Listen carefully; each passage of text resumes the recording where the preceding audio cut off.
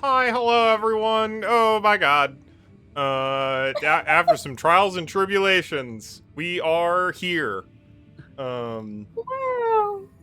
it's hot as fuck and humid as fuck in Chicago right now.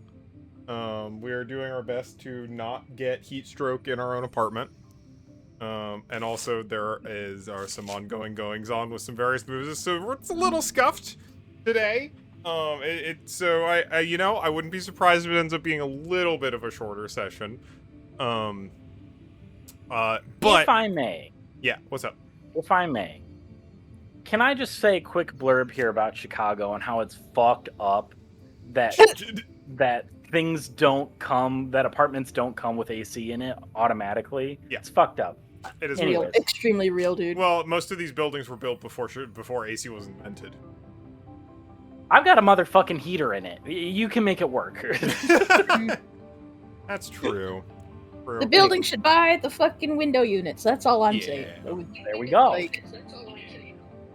True. Anyway, sorry to bring us off track. You just No, talked about the heat. And, it's and you're a right. Constant And you're gripe correct. I have. You're right, and you should say it. So posterity to maybe know. taking shorter but more frequent breaks throughout the session, and or we'll see how it goes. But it's been a few weeks since we last played. I'm gonna give as much of a recap as I can about what's been going on last session, but also feel free to add or jump in as you maybe want to do.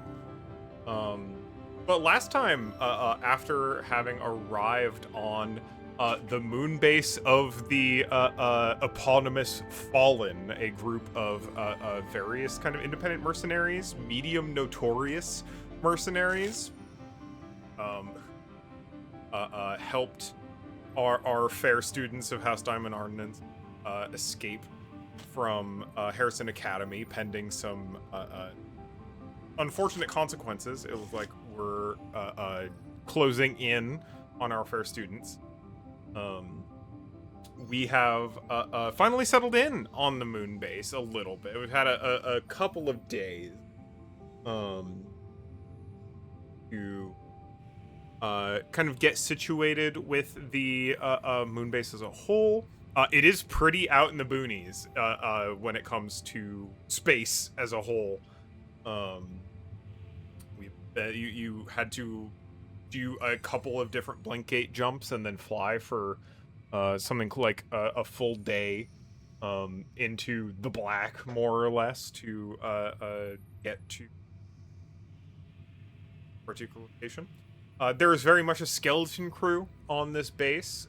There are several members of the Fallen itself, those pilots who almost exclusively refer to each other by their call signs. Morningstar, Nephilim, Seraph, Ariel, Metatron, Gadriel, and Cherub. And then a handful of staff members who seemingly are not pilots, do not go on missions, don't put themselves at risk as members of a mech lance, but are nonetheless part of the Fallen as the Moonbase itself up and running. Several members of House Slime are here, having been extracted previously, and some of whom have already decided to nope out to go to greener pastures and do other stuff.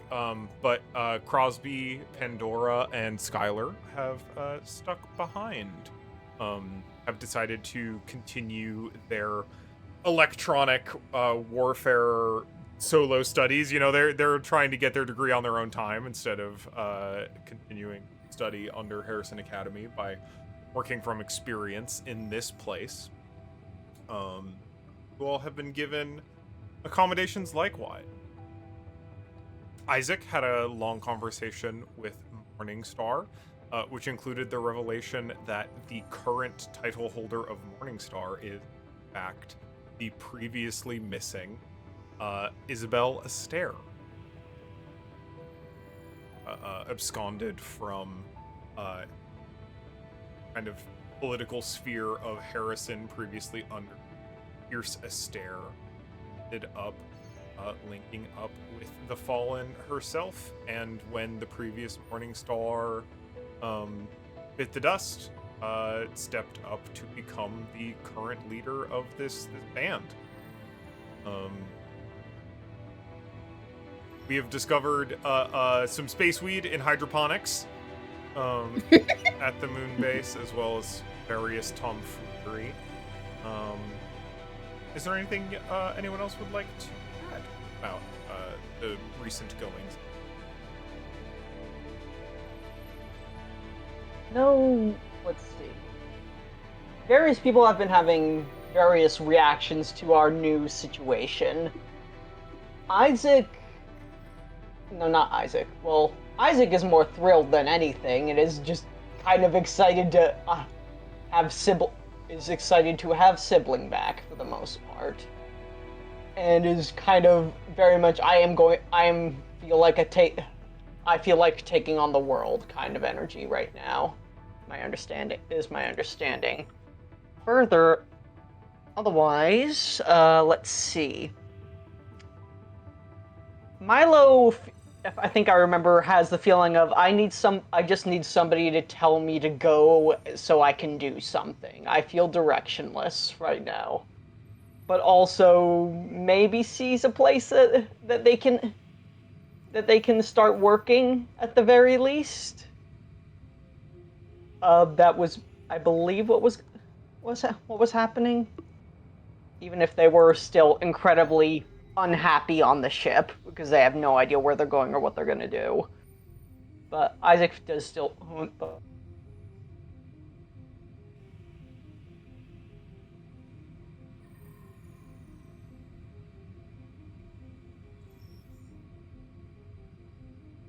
Apparently feel kind of useless at the moment, at the very least. At least that was the conversation that No.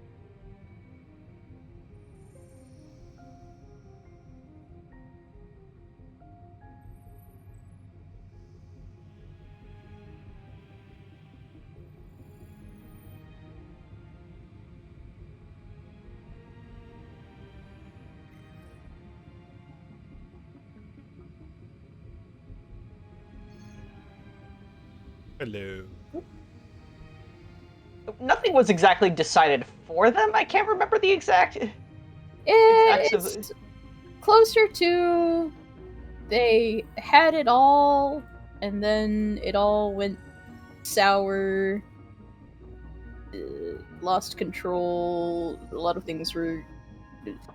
They made decisions based on certain things, and then it turned out not to matter anyways, so that they felt that their decisions didn't matter. Yeah. Don't hear me, but I can hear you just fine. great. Yes, your My stream Discord again. fully crashed. Oh, Oh Love shit! that. I'm back. welcome back. What did you miss? What was the last thing you heard? You were talking about Milo. Okay. Milo is maybe picking up a little bit in the mood department, like having at least a place or a place to be, or maybe a job to do. I remember Milo was talking specifically with one of the, I forget what the name of the... Gadriel, I believe. Gadriel. Yes, but the other German. The well, other German. Another German. Another German. And they were actually kind of hitting it off, talking about mechs and repairing and crap. I believe that's what the conversation was about. Milo came from I that really with. don't remember anything. I'm so sorry. It's okay. Ugh, fuck yeah. Fuck yeah. Yeah, that was the kind of key pivotal moment from that conversation to me. Oh, fuck. Dr. Voctor and Engelad. And it's the German. She tells you not to worry about it. Let's see. And let's see. We all got high, and then we made hash browns. And while high, there was also a specific crap regarding Sigurd. There was some important crap regarding Sigurd. I can't remember. Well, from There was? fuck. Yes, we had learned something and we had to break it to Sigurd somehow. Nil was fretting because Nil was just acting too weird around Sigurd, and Sigurd got fucking peeved, and then Nil got insecure because it made shit. So, the relevant information was that Morningstar said that Sigurd was connected to Project Chimera, of which Project Fenrir was just a. Yes. So purportedly, both the initiative that Sigurd was a part of and the initiative that Isaac was a part of were component parts of functionally like a doomsday weapon.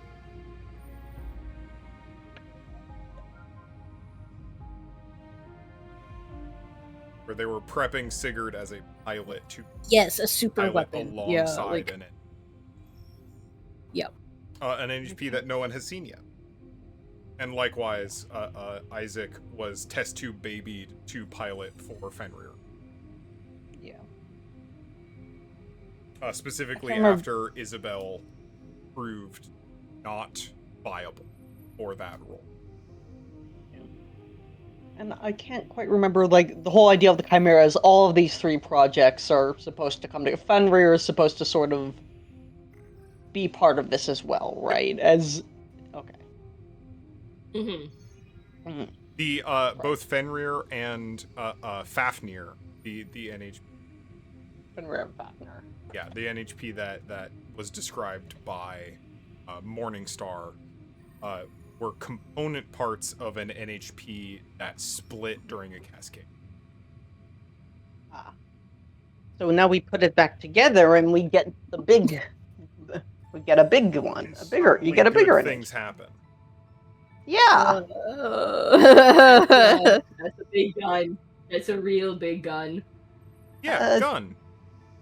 Chloe, also remind me about Lancer lore. There's some specific, what was it, part of the Mars Accords or whatever that treaty's name was, that humanity was, with Ra, that humanity was not supposed to be doing research into NHPs or... NHPs is fine. There's a few... this is not stuff... I'd say don't worry about it too much right now, because we haven't gotten into it in canon yet. It's not something that characters necessarily need to know about.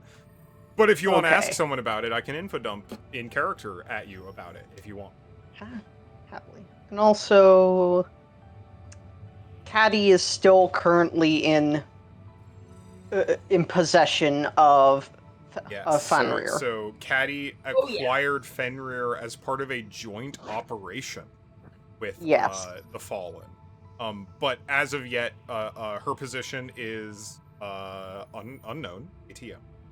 They just know that the mission was complete and have not yet reconvened to continue. And Isaac also knows that Caddy has. I think we all know that Caddy has it at this point. Yeah. Everyone does know. Yeah, at this point.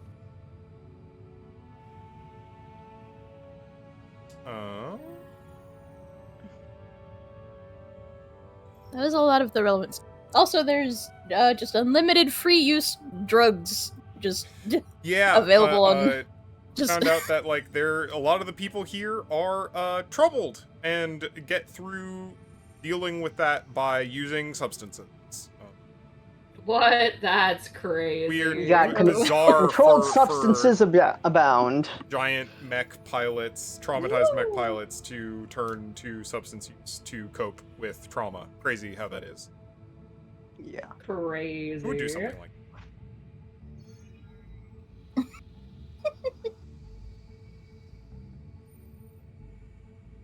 Anyway. And that was it. There's like one more. There was we either found this out last session or the session before. But whoever Sigurd was, or either in body or in mind, albatrosses, was one of the first albatrosses. And Wasn't that attended not the last session, but the session before? I think it was 2 sessions. That was probably the session before. Yeah. yeah, and attended the opening of Harrison Academy as well. Yep.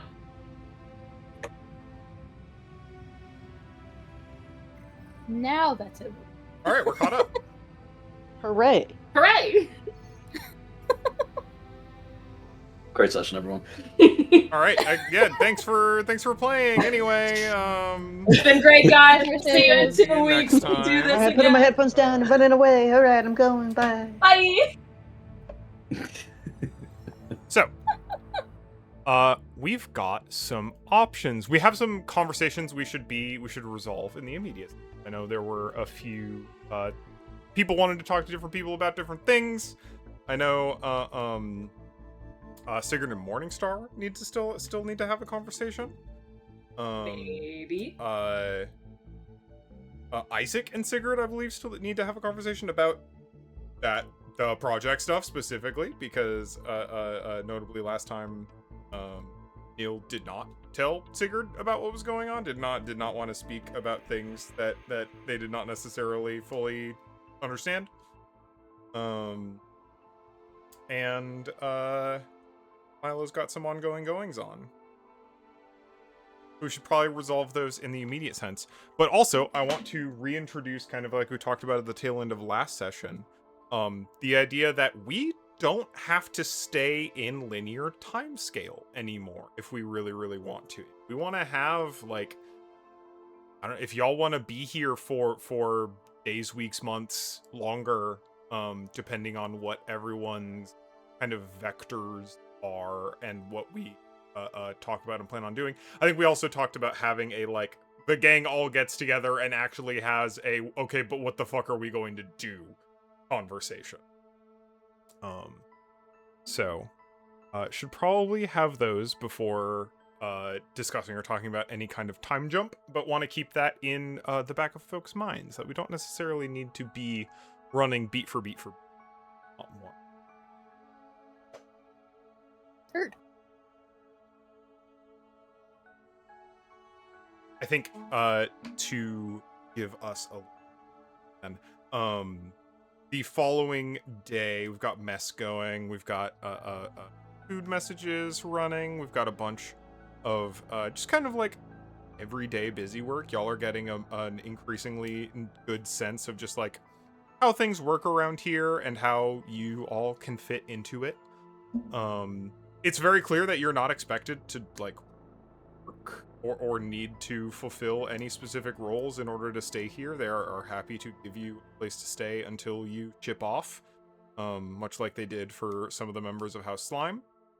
But you're more than happy to let you find things to do, spaces to fit if you do. And Sigurd, you get a ping from Morningstar that is just a like it's an Outlook like time block on their calendar. That's just like meet me Incredible. either of these times in the afternoon. Specifically noted as like non-urgent. Okay, got it. It's not urgent. Okay. I think honestly that makes the most sense. It's just the earliest time slot. Let's get in. Let's get this done, because this is a long overdue conversation. You are scheduled to speak basically like right after mess hall serves lunch. Time and days Fantastic. He's gonna. Yep. Go on. I was just saying, time and days is a little weird on the Moonbase since it rotates pretty quick. So their like solar timetable is quite fast. But they've got like 24-hour clocks running to kind of like emulate Earth time to try and like most planets at this point are fairly synced to for the human sleep cycle purposes.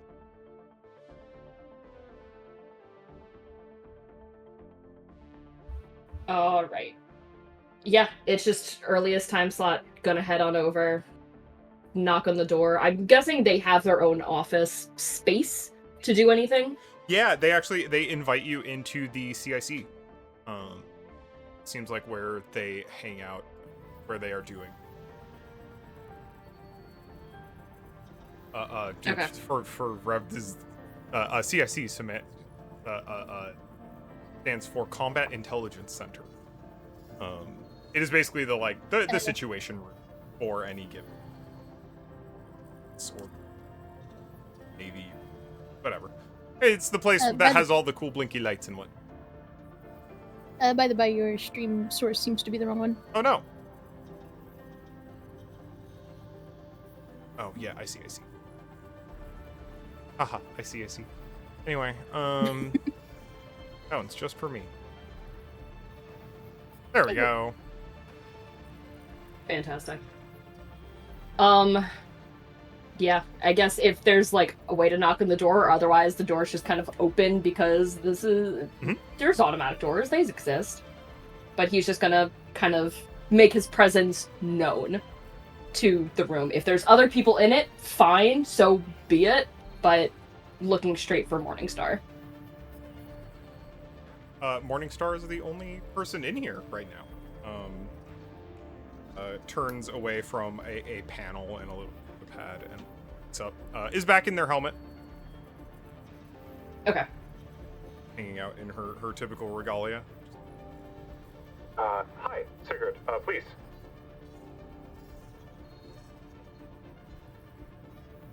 My ping just fucking plummeted during that. No. That was so funny. I heard it, I swear. It just plummeted.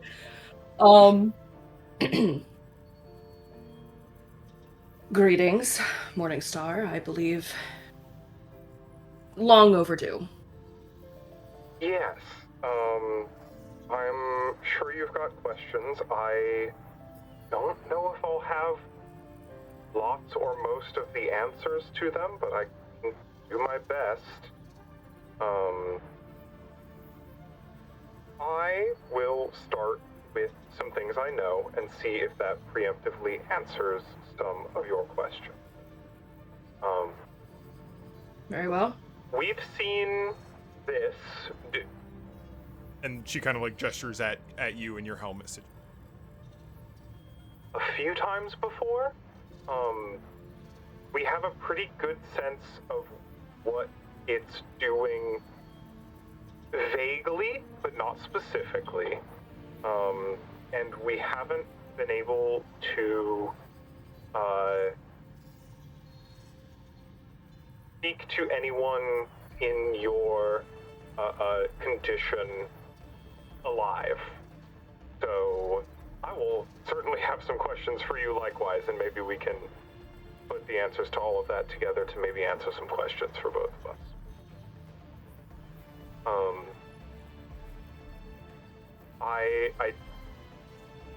What we are aware of is that these devices are normally used in the case of personality replacement. When a subjectivity that is a personality and their confluence of memories and experiences are recorded through technological means and then are kind of attempt to be overwritten onto another brain. They take as much, they record as much of the software of your being as possible and try to put it onto a new set of hardware. That's not easy. That is not to be blunt, it's not a process anyone has successfully accomplished. And it's one of the things that you're supposed to expressly not be allowed to do under several union statutes, under the accords with Horus, among other things. It is a deeply experimental concept that seems to have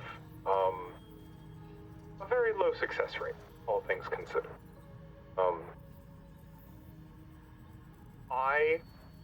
If I had to guess, and this is something I had discussed with others, Nephilim probably knows better than me, honestly, in some context here, that you're probably not a clone, because you seem to be physiologically different than the other Sigurds we've seen in the past.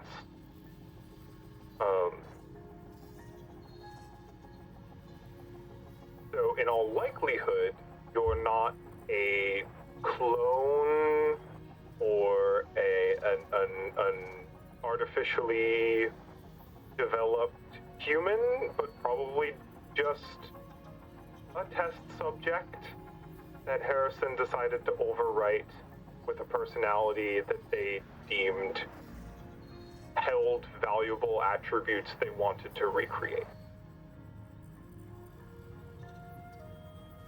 That's kind of a lot. Any of that makes sense? Sort of slot into your experience with these things? First and foremost, holy fucking shit. I think Sigurd's just kind of standing there with his arms crossed, just quiet, listening to this onslaught of information, which some of it is familiar, some of it is what he kind of learned ambiently from whatever we learned while in Harrison Academy. But just as much is new. And he kind of stops, and he kind of tilts his head like he's confused, very visibly. I am sorry, Morningstar. Some of this is the first time that I'm hearing anything about it.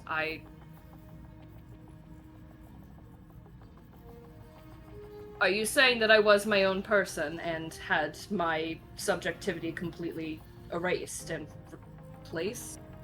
Assuming that you weren't that grown, or I have heard about the potential development of blank bodies, the idea of a human body with all of its constituent organs, brain included, but left without a consciousness, so that one could easily transfer a subjectivity to it or attempt to, but I think that's only theoretical. So it's likely you may have been someone else.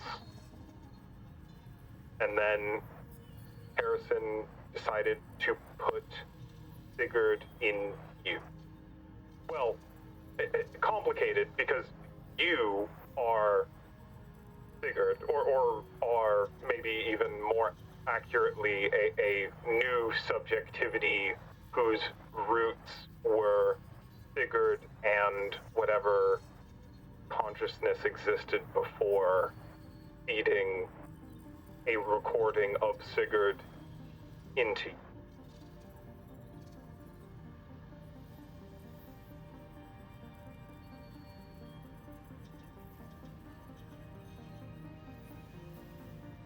Then can I assume, because of what you've told me so far, you are not also a different version of me?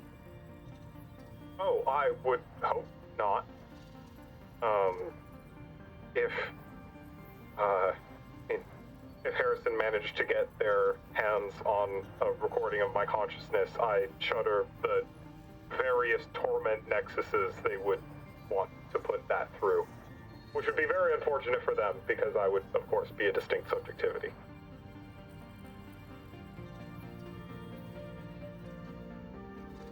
No, I'm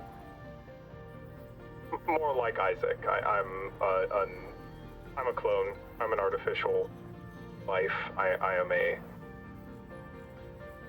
curated series of genes grown to be the child of Pierce Astaire.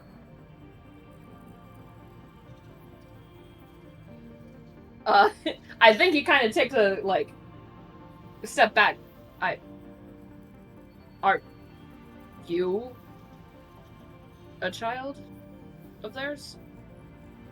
Indirectly, I'm possess roughly half of his genetic material. So, as much a child as anyone, I suppose.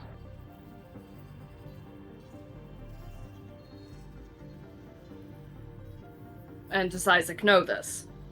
Yes, we've spoken.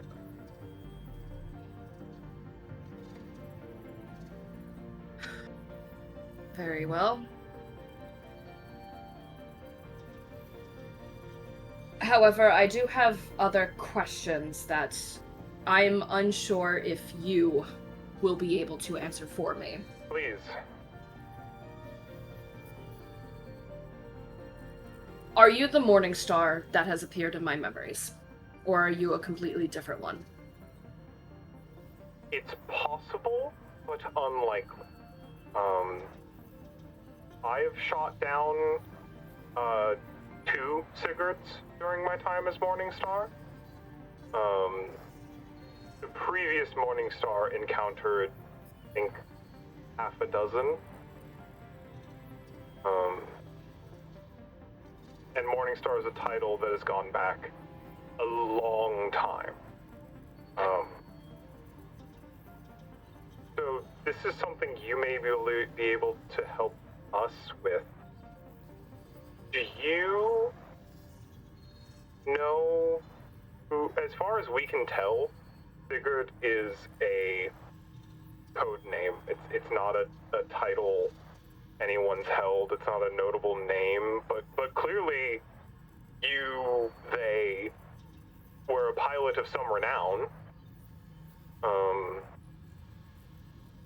It's extremely possible that the root personality of yours, or the body whose memories you may have inherited some of, was killed in action by a Morning Star, and Harrison was able to recover enough of their psychodata that it was passed on to you in this process.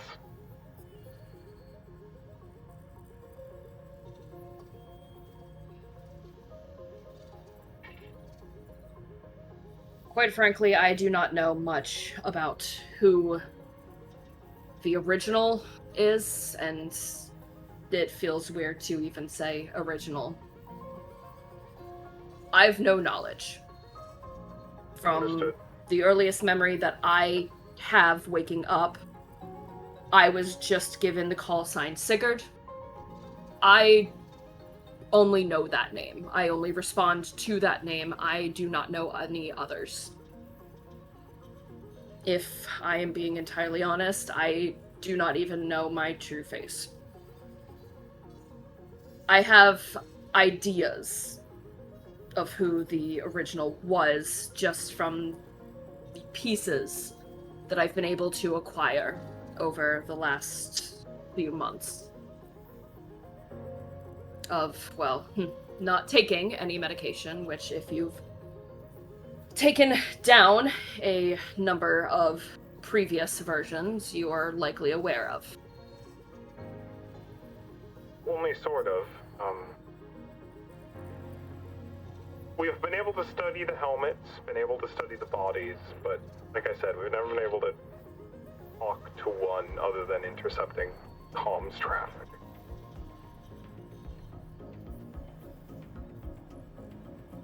Have they said anything of note? They seem very focused, I'll admit. We were not prying them for information at the time.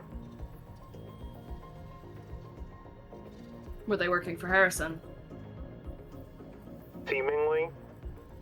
A few of them have held Harrison call signs, but it's been a smattering. I think most of them were sent probably by Harrison under various mercenary lances for probable deniability. But we don't have the intel network or trace work to be able to confirm or deny that.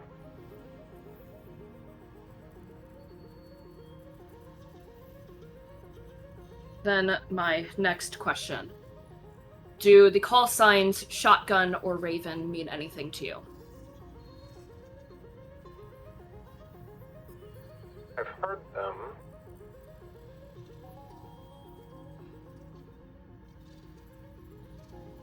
That sounds like another mercenary group. I could run through the listing. Are they meaningful to you? If my recalled memories are accurate, they were a part of a previous Sigurd's lands. Understood. I'll dig into that for you. They were If you wouldn't lost. mind. Sorry, one more time? I can dig into that for you if you want me to. Or honestly, if you wouldn't mind talking to Metatron about that, they may be able to help you out. Or honestly, any of I'd the appreciate members any of House information. Slime, how they manage to get their computers to reach as far as they do is beyond me. Sigurd just kind of shrugs because he gets it. Genuine prodigies.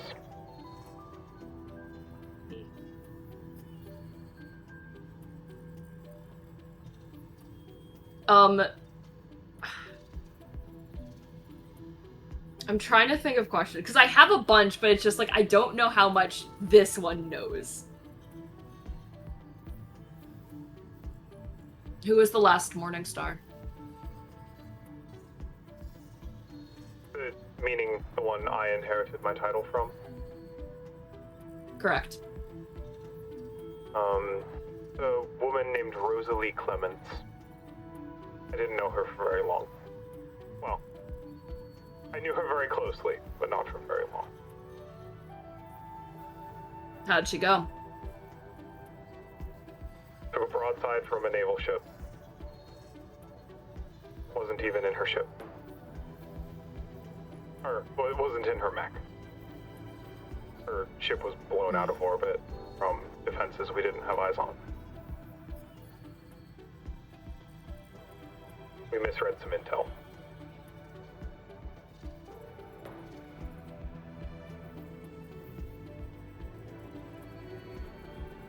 Then, well, first and foremost, I'm sorry for your loss if you were close with them. We worked well together. My apologies, and my condolences. Hazard of the I suppose. territory we've gone through. The call signs of the Fallen they have a legacy. None here. And just kind of was like the first nods. of their type. Yeah. What do you want with us? I was going to ask the same thing. What do you want? Just not even you, plural. I'm sure. Please do continue meeting with, collaborating with your fellow students. But what do you want, Sigurd? Previous iterations didn't seem to want to do much of anything other than fly their mech and follow orders, and you seem different. I want to know why and what you want, and frankly, whether or not you're a threat. I'm different than the others. I mean, you're the first one who's arrived on our doorstep willingly, rather than with guns blazing. Not even a single other. Not that we've found. So it's hard. There could be hundreds of Sigurds in the galaxy. I couldn't tell you how far-reaching Harrison has been proliferating your personality. I mean, they've all got to be unique in some way. There's a reason true decorporealization is still leagues away. You simply cannot isolate a personality to transferable information. As soon as any individual has a unique experience, they are a new person and must then be treated as such. You're a new branch in the tree.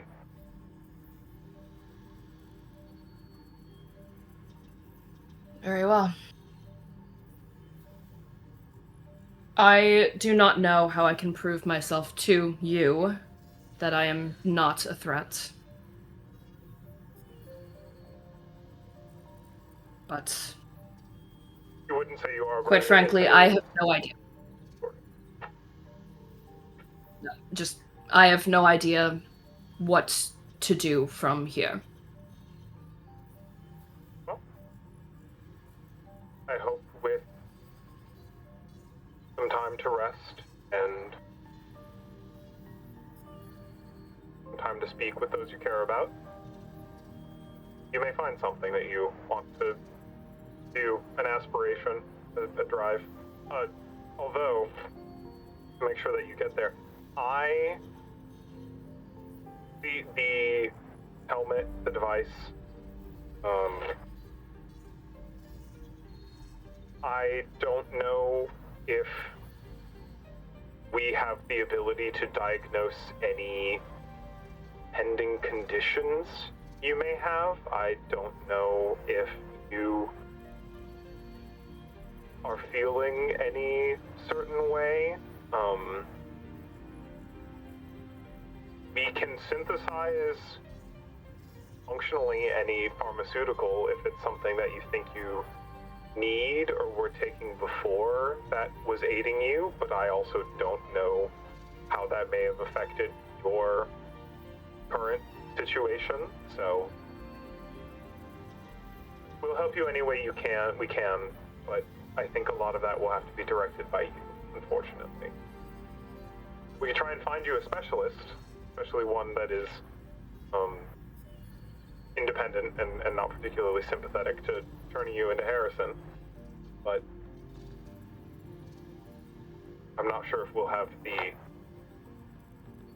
means to do anything particularly serious without having a dedicated neuroscientist join our crew suddenly. I don't know. The medications that I took before, you don't really know about, were to keep me complacent, from the sounds of it. I had a different person try one, and it had some pretty severe side effects. The worst thing for me is it gives me pretty bad headaches. But I survive. Gotten through a few. I don't know what any doctor could do to fix that. I might have to live with them for the rest of my life, however long that might be. There's a chance that, not even a chance. You're an experiment, unfortunately, and you're someone else's experiment. You may simply have to live through the consequences of that. Yeah. But like I said, anything we can do to help. Feel free, if you remember the name of medication you took and want more, feel free to go down to Med Bay, and our companion concierge unit there should be able to synthesize it for you if you need. I don't know if it'll be the same, and that's assuming that whatever compound we're told is even accurate. It's probably for the best that I don't take whatever I did. Understood? It's in the past. Well, best of luck. Keep me updated. If you wouldn't. I'm very curious, I'll admit, to see your situation and how it develops. Pierce had a wide variety of genetic fuckery going on, but nothing quite like this. This is someone else's handiwork.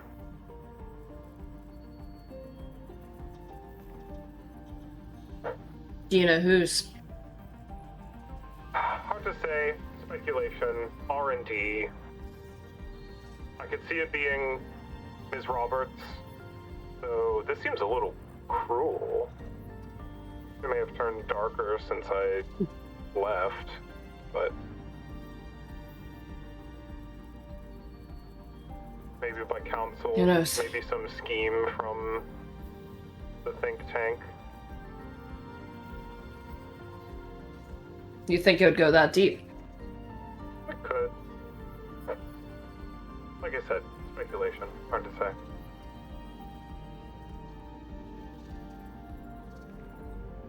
Very well. That answers all the questions that I have immediately, at the very least. I should probably head down. You have a tech bay, correct? Yes, we've got quite a variety. We've got the a lab kind of off the flight deck where our mechanics work. We've got something more small scale, small electronics to work on. I just need someone to look at this. And he kind of like knocks on the side of his helmet just to make sure there's no tracking, no anything like that. I'm sure Gadriel would be more than happy to take a look at it for you. Do you require me for anything else? I don't require you for anything. Very well. Thank you for taking the time to meet with me. Of course. I hope your time here is pleasant. If you needed anything, let any of us know. I appreciate it.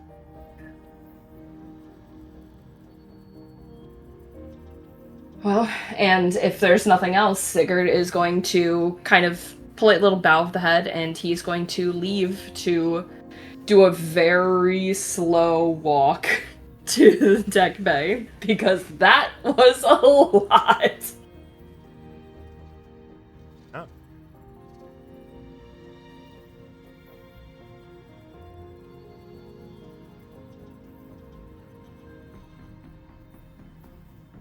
Would you tell me about the tech bay again briefly? Because Clementine was interested in the idea of a tech bay in general, because Clementine is now cooped up and getting bored again. Yeah.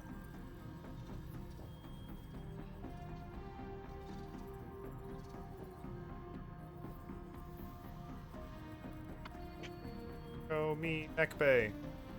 There it is. Sorry. No. I said tech. I understand. Sorry. They've got a lot going on. Ooh, excuse me. So off the beaten path, pretty near where they have mechanics working on all of their mechs and vehicles and stuff. They've got a much smaller little fab lab. It's got a lot more delicate instruments for circuit work, for computer work, for small-scale fabrication, for experimentation, etc. Much lower rent than the fab lab back at Harrison Academy. Harrison Academy that basically had full access to assembly line level fabrication equipment. This is a lot more like your modern local hackerspace, really. They've got a lot going on. They've got like one of everything, but they're a little outdated. They're a little clunky. You gotta like work through some things with them. Gadriel has sticky notes and notepads and like masking tape documentation covering like every device in this place. That's like, by the way, if this shuts down, just like whack it real hard on the side. Or like must log in using these credentials to run the peripheral software to run this particular printer, etc., etc. Clem is this probably feels more like home for Clementine. For sure. Like this would be the only kind of crap you'd be able to get on Basque, if anything at all, is more outdated equipment and more clunky equipment being so on the farther reaches of everything. So I think Clementine immediately recognizes the notes and is just like immediately pulling out a little phone notepad and making note of all the little all the noted technical issues and the physical workarounds that you have to do with each of the different machines. And then with an idea in his head is what was he? Right, he was going to make that. Is going to start making what from his idea, mostly from head, just what he can think of is more or less a plasma thrower, almost. Like, imagine a tube, a heavy canister. He's like prototyping this. Using a heavy canister of like compressed hydrogen, feeding it into more or less a microwave, just to bombard it with a magnetic field, and then spewing out superheated hydrogen in a plasma state. And this is, I guess, what he is doing. He is doing with most, or trying to do. Does he have access to these all the hardware? Are they locked at all? No, I mean, hey, the credentials are on the sticky note. Like, if you these don't have like security restrictions on them. If you're on the base and you're not supposed to be doing stuff, well, I do think it's not super long while you're in there before Gadriel does pop his head in. And just at the very moment of which a bolt of plasma bursts out and just liquefies a random piece of plyboard. Hi. Sorry about that. Misfire. I don't believe we have met. What are you doing? Hi. Is this your setup? Yeah. Love the setup. Really reminds me of home. Thank you for all the sticky notes. There's machinery going in the background blaring. Can you point that downward, please? And is gesturing down. Oh, yeah, sorry. Look, but I kind of have to hold it like this. If I point it down, there's a chance that the pipe is just gonna fall out, I think. I think it's a bit loose right now. If I just let it go, I'm afraid the microwave is just gonna fucking let loose a bunch of plasma right now. Great. Can you actually press that off button for me? Please, I can't yes, really reach immediately. It from here. Yes, yeah. Go slams that button. Thank you. Ha. Well, thank you. Hey, I know the kinks I need to work out now. Harrison, hi, I'm Harrison Clem. students these days, huh? That's Oh no, Harrison wouldn't let me do this. No, I bet. Yeah. You are an engineer student? You are part of the mech makers? I make stuff that blows up. Clearly. We have a test range. We do? Awesome. We're on the surface of a moon. We have many places with nothing but space at the moment. That gave me a bit of a hot. Well, it goes over to inspect where the plywood was vaporized. Examining. So, okay. A little bit. You are familiar with this equipment. You are aware that it is very temperature sensitive at different points. Yeah? It will probably take quite a bit of time to recalibrate several of these. I mean, yeah, but you have to start somewhere with the prototype. Sorry, ears are ringing. It's just, Yeah. And machinery. You are going to recalibrate all of the equipment, yes? Oh yeah, of course. It's no problem. always clean up after myself. That's something that was drilled into me when I first started using these things. Okay. Yeah. So what's your name? Gadriel. Good. Nice to meet you. Nice to meet you. I assume you are one of the new refugees, the new acquisitions. Yeah, yeah, I wouldn't call myself a refugee. But yeah, I guess that's right. Yeah. All Just a little bored at the moment. I guess. right. Trying to find stuff to do. What you and I do when we are bored is very different. That's fair. Okay. So, how can I? I have a lot of work to do. Milo and I have been working on the next for a bit.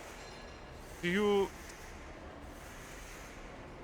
I think I just have to leave you alone. I think that is unfortunately the only option my timescale has given me for this amount of availability.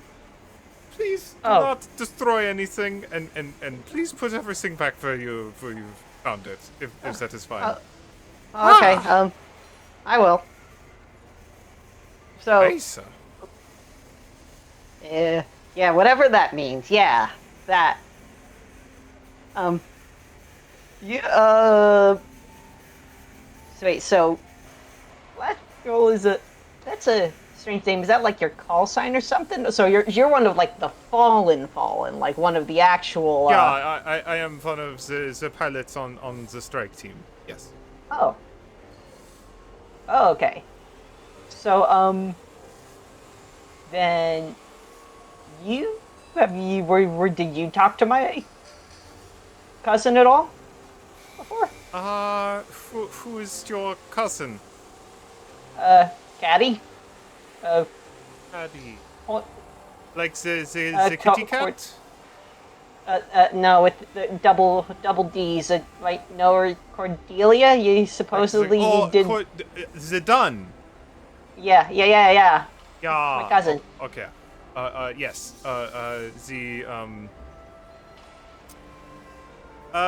We did not speak directly. We communicated at distance, coordinated a joint operation, but we were not. We never were on the same lands specifically.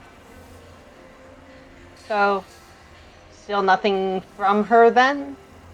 Oh, I would not know. I've been down here for the last week repairing things. Oh damn. We're a little short-staffed. It's fine. You sure, friend? Yes, You wanna- it will be fine. We're doing good. Hey, we've got an extra pair of hands in the Milo, and that has been a huge help Oh. for the time being. Plus, we have 4 more mechs to repair and refit as the pilots choose. Haha. Okay. Well, I still have stuff to do. I have nothing to do, I guess. I did see one of the RPGs on the shoulder mount of one of those was kind of off. Want me to maybe help? Maybe make a couple tune things up a little bit? Yes, please, Around thank here? you. I expect it to be done by 5. I have to go. Oh, okay. Well, I guess I can help. Alright. Where do I start, though? Oh, this rifle is a bit... This rifling needs to be redone. Oh, it has unused tactical rails, though. What can I add on this? Yeah, this could use a couple more scopes. A couple more. Milo, you been working? What have you been up to? I think on his lunch break, shall we say,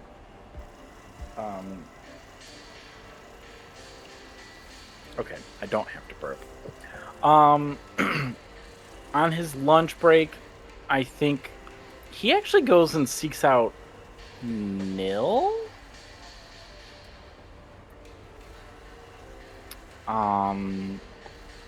Because yeah, he seeks him out. Where's Nil at? That's a good question. Well,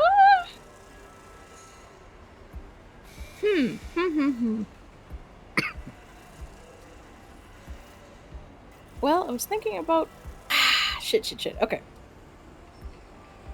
I think Nil.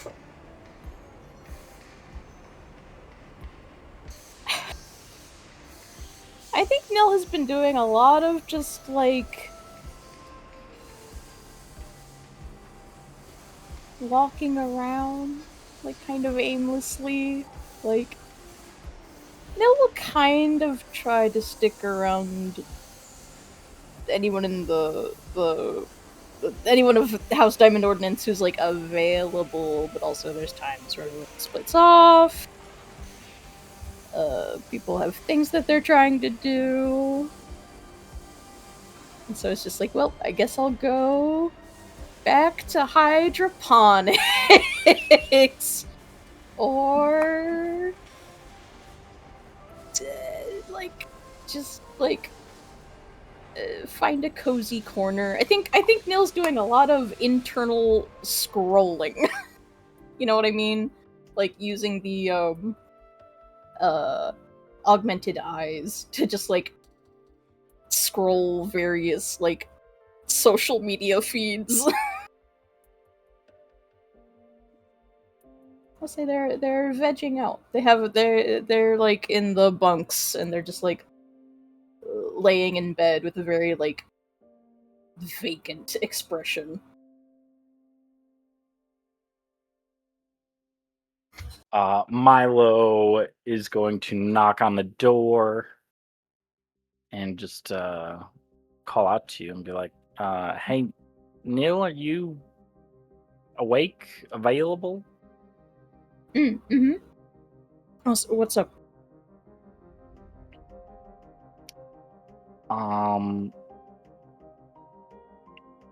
Well, you know, considering that everything's just kind of fucked and up in the air and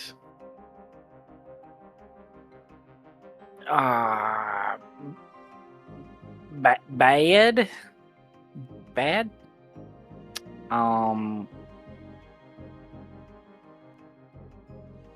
I was wondering if maybe you could show me what not so much show, but like teach me how to shoot a gun. Oh shit. Yeah. Yeah, man, totally. Like is there like a have we discovered like a shooting range or like an armory or anything in this place? For sure. It takes some around. It's not super far from the tech bay. It is similar to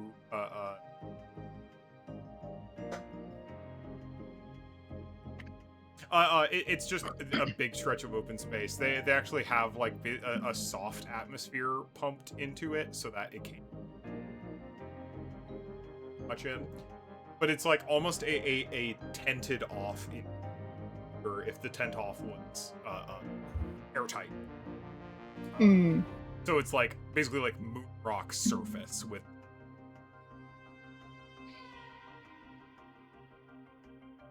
Gotcha. Yeah. They got a whole bunch of targets down at the end. It's deeply unprofessional. They have a little, you know how like, I don't know, shooting ranges, they have that like track that runs along the top that you can put like paper stuff on it. They have like a little remote control robot that you can like use to like grab like barrels and stuff and like zzz, like zip them down the range and like place them on stuff and then back. Then I think what Nil does is basically just like yeah, if you wanna head to the range. I'll grab some things, set it up, and we can go from there. Yeah, I would appreciate that. Sure. Yeah, just give me a mo. It's basically gonna like have to go back to Latro, unload all the guns that they had managed to stow away.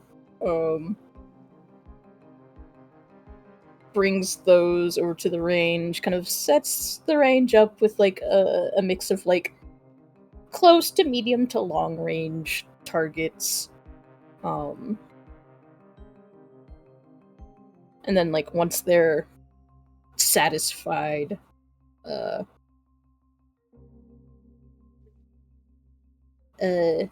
guess the next question is does the base actually provide any, even just like basic firearms? Yeah, they've got a few. There is a note listed that is just like, don't go crazy because we don't have a ton of ammunition spare. But they have small arms. They've got like a few. It's an awkward bundle. Whereas like at the Harrison ranges and at like, so professional ranges are all like bring your own gun, right? And then they've got this like wide array of anything you want to bring in time. And the Harrison range was way more military, where it's like, yeah, you can bring whatever you want, and also we have like a standardized like loadout for any given like range band. Like we have like 80 of this marksman rifle, and we've got 80 of this single shot rifle, and 80 of this pistol, etc. You can clearly tell that like the weapons that they've got on display in the armory that is like nearby the shooting range, their armory which is guarded relevantly, as opposed to basically every other portion of the Moonbase as a whole. There's a woman named Marceline Frost, who is like, you're like typical big, very Zarya type, big muscular woman, who is clearly like sitting in. I think she's literally just playing solitaire with physical cards. But they have all their actual armory like in a cage. You have to check out firearm, if you want. But like as Marceline is running down the various weapons, you can tell they're organized by ammunition type. Like these are almost certainly all scavenged weapons that whatever member over the many years this mercenary company has been in operation, like, you know, we blew through a mech on the battlefield and either it was abandoned or on a body. And it's just like, well, this fires 9mm, great. And snag that with them. But it is a ragtag group of guns. Yeah. So yeah, basically anything you want. Is there a specific kind of like archetype you're looking for that they may have? I think what Nil asks is just like, hey, is there an allotment of ammo we can use for, target practice? Oh yeah, for sure. Let's- Let's see what I got here. Wait, I was not expecting the Midwest.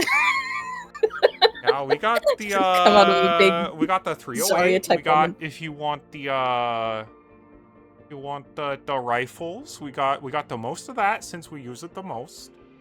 General 308's 5.56. We got some laser weapons. We've got a plasma how about thrower. something more But like standard self-defense? Sure. Basically any archetype you grab, just anything under 100 rounds and you're good to go. Okay. I think Nell's gonna pick out some pretty basic pistols to start with.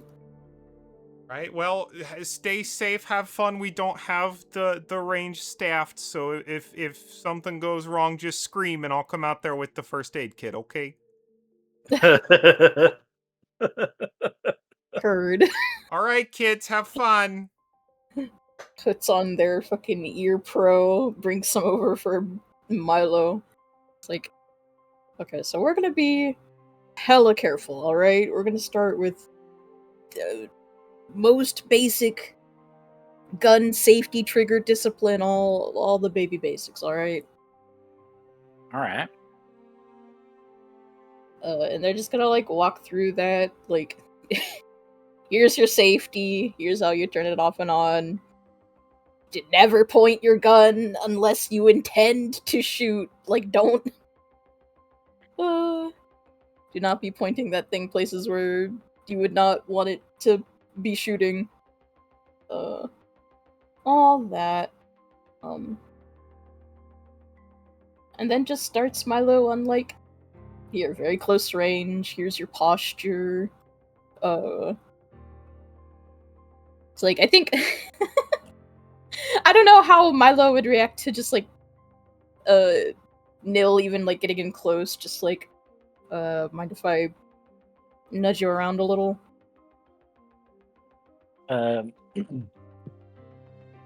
Sure. Jen just does so, just very gently correcting. I think Milo is not somber. I don't think that's the right word, but like he's taking this very seriously.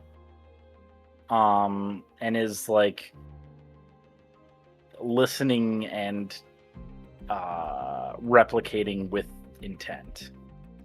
Like he doesn't look like he's doing this to have fun. I feel like you get the feeling that he's doing this because he feels like he's gonna have to do this at some point. Yeah. I think Nil is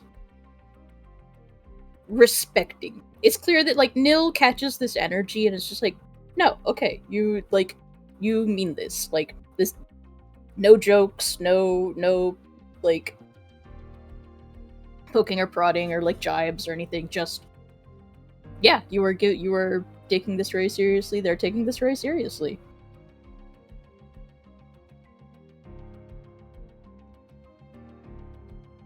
Look, don't worry about being too accurate right now, just if you have good posture, if you know, keep a calm, cool head.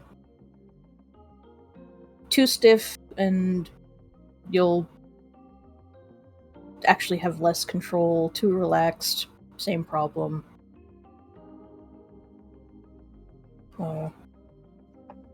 Don't be scared when the gun bucks, you know? I kind of get it. I mean, my pa he tried to get me to learn how to play bass guitar. Don't ask me why bass guitar to start with. I guess he thought it was easier. I don't know.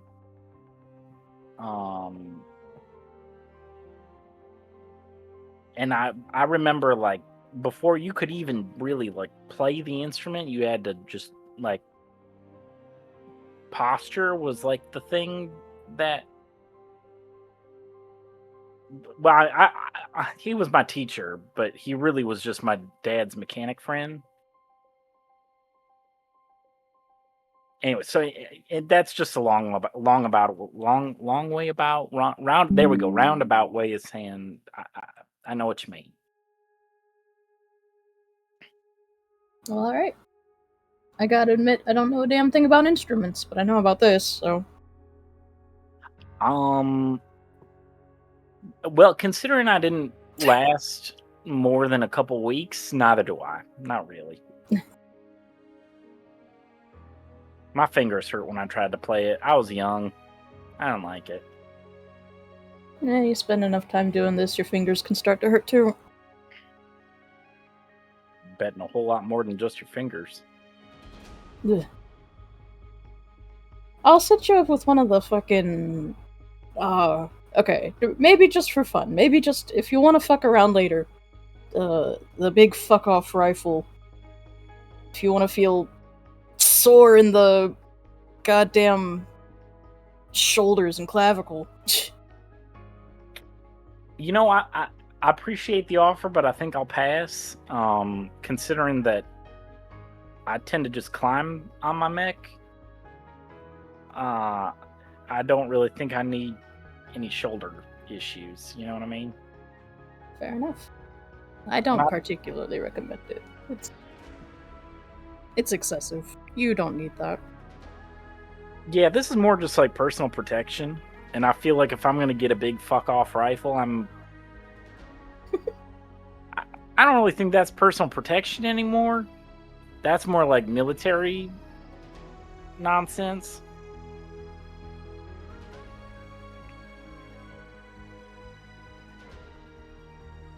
Yeah. But, all right. Well, let me earmuffs, right? Earmuffs first. Ear pro, always adequate ear pro. Staying and then safety check. Safety's off. All right. Safety's off. Safety's off. All right. Kind of, it's just like gestures like, and always have it pointing that way. He kind of like he points it like up in the air when he's checking it. And then kind of gets back into his stance and does this look good? Am I all right? Yeah, you had it. Yeah, just a little bit, and then you're good. Justin. Put down your sights. Is it I think he takes the first shot and is like, ah! Wow, that kicks. That kicks, huh? Yeah. Hey, that's normal reaction to have for a first time. It's more than you think. It's always more than you think. And you wanted me to get a rifle? It's mostly a goofy suggestion. I feel like if anything, I'd shoot that and fly backwards myself. Probably.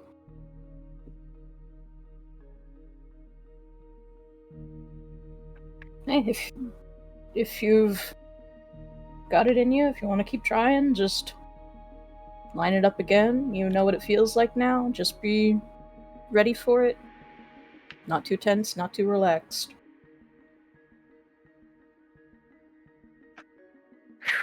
All right, here we go. You're in control of the machine.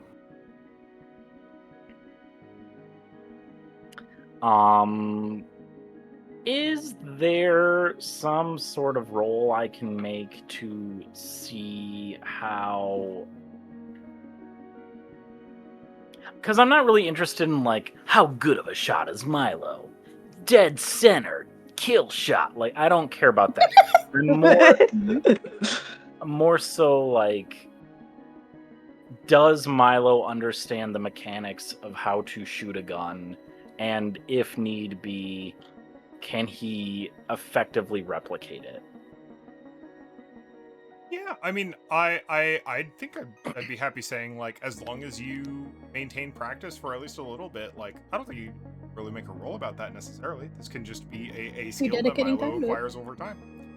Okay. If you do You can want, make like, that an a resource. aptitude, yeah, if you do want like an aptitude, Or reserve. I just want to roll dice, damn do it. it. Make it happen. See how much Pick of a it. skill that suits.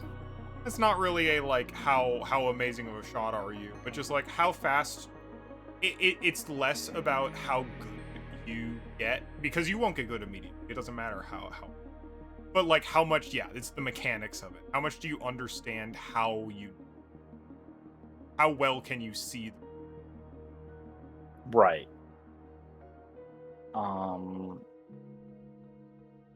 I'd say since this is something very new, flat D20 happens. Flat D20. Maybe plus an advantage because plus a D6 for being aided. All right. Well, hell's bells. That was a 6 on the aid, which brings me up to a 14. Solid. Yeah. It's nothing like stunning. Just yeah, this is Nil's whole thing. And Nil is a competent teacher about it. And is good at helping you figure out what is going on. Like how this is supposed to work, is good at giving you a direction on like what you're wrong and how to adjust, and especially equipping you with tools forward for. Sick.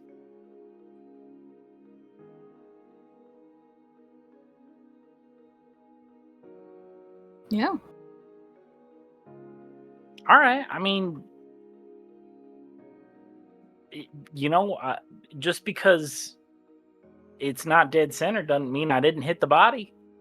So Exactly. that's something. Frankly, if we're talking about just, good old self-defense, like, killing isn't always the goal. You just need to scare someone off or, injure, incapacitate, buy yourself time. There's such a thing as good enough.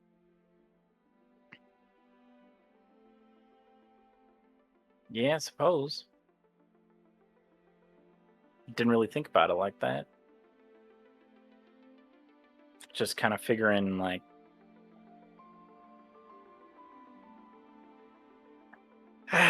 going up against Harrison, it feels kind of kill or be killed a little bit.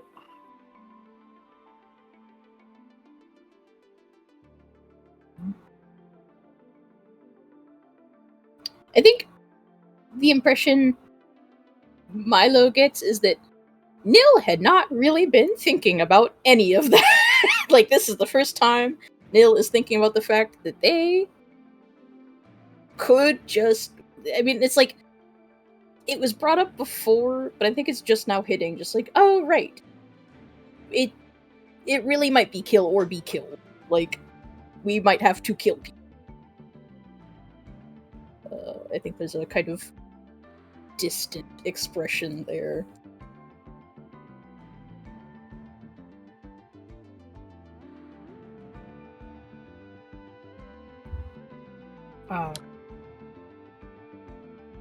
Yeah, I mean, if you wanna keep working towards accuracy, that's definitely possible. I can't promise, incredible results or anything, but, a little time each day. I mean, even a little time every couple of days. It's not like you need to be doing this all the time.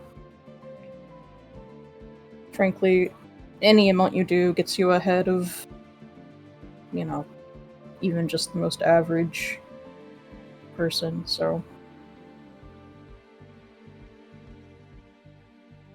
Yeah, I know what you mean.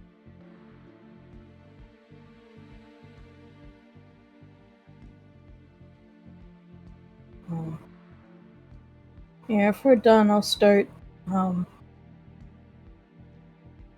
putting everything away, wrapping up. Don't feel like you have to linger or help out or anything. I think I've got it.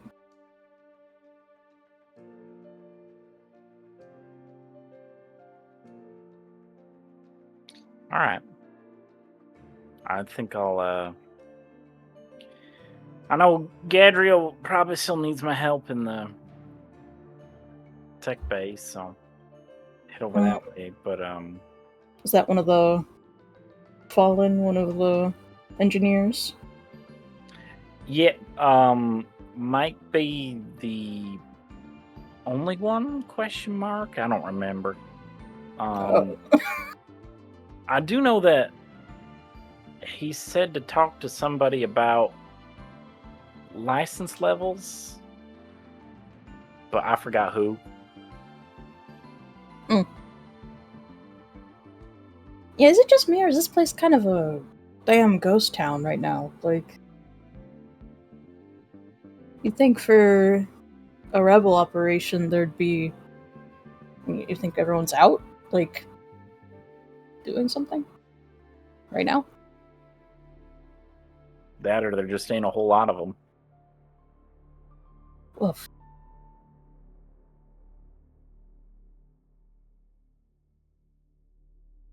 I feel like Clem would probably be the one to talk to about guerrilla tactics in space, but I feel like that might be what's going on a bit. Hmm.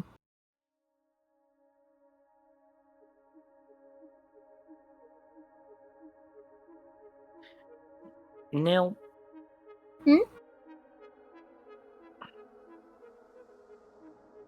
Milo looks away for a moment. What's going on, man? We made the right choice coming here, right?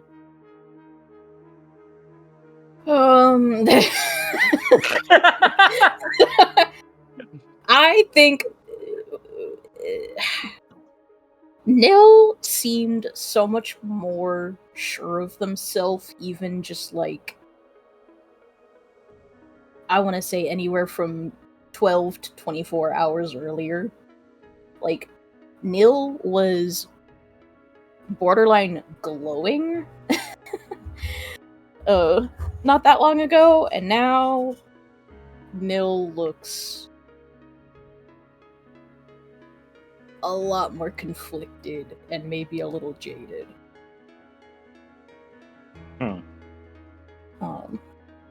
I think the thing I'll say about it for now, Milo, is that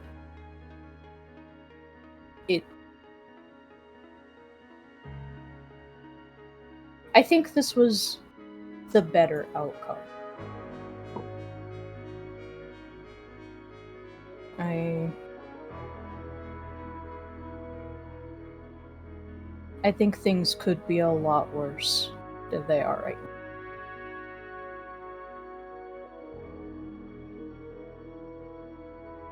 now. And frankly, I'm okay making the best of a suboptimal situation.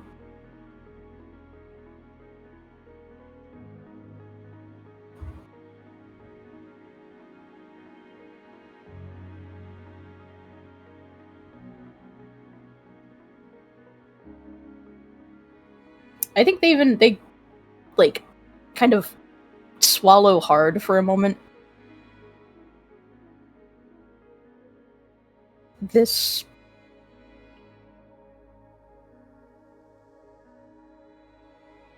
can't all have been for nothing. If this was all for nothing, then what's the fucking point, right?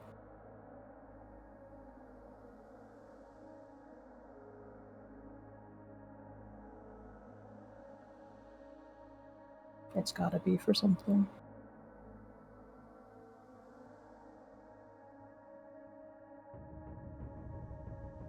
I think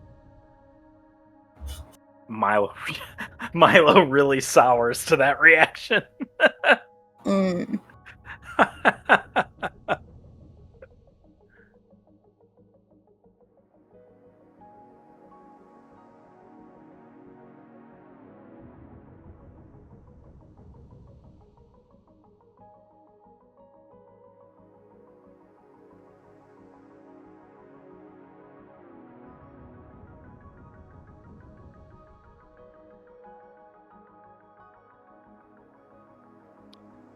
Well, thanks for the lesson, Neil. Yeah. Appreciate it. Let me know if you want any more guidance, but I mean, if you just go through those steps, a couple more times, I think you'll be golden. Yeah, I might ask your help still, just to, double check stuff, make sure I'm. I don't know. It's easy, right? Like you just point and shoot, but You can learn bad habits if you go unchecked. Yeah. I'll be here. Gestures broadly at the moon base as a whole. around. Well, yeah, if you live by yourself, I think the rest of us might just be fucked. You'll be alright.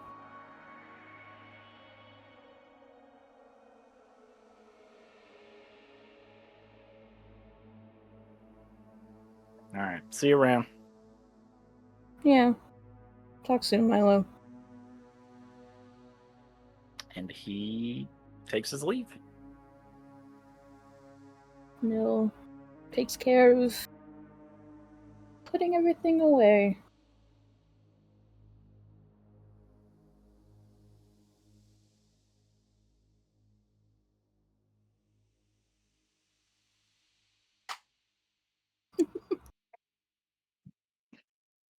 Oh,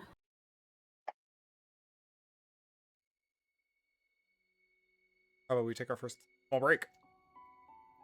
little break. Cool down. Cool Sounds down. good. Cool. All right, 5-ish minutes. BRB. Real quick. Okay. Beep. All right, welcome back.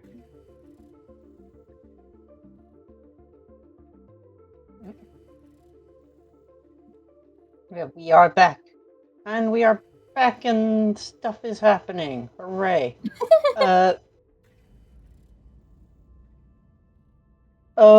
Wait, was anybody heading to the... Milo was heading to the mech bay, right? Yes. He's on his way over there. I think when you get there then, has, Gladriel just sort of disappeared then and left Clem to their devices?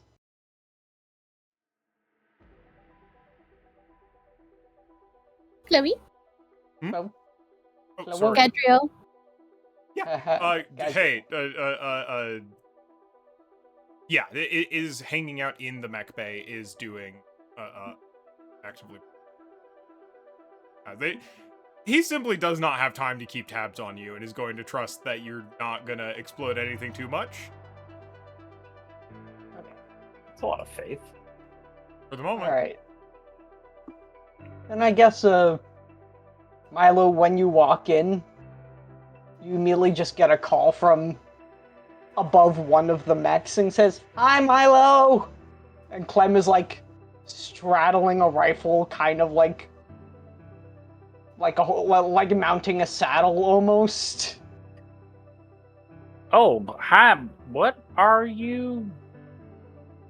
Okay, What are you doing? So unused tactical rail on this here mech's rifle. So hear me out.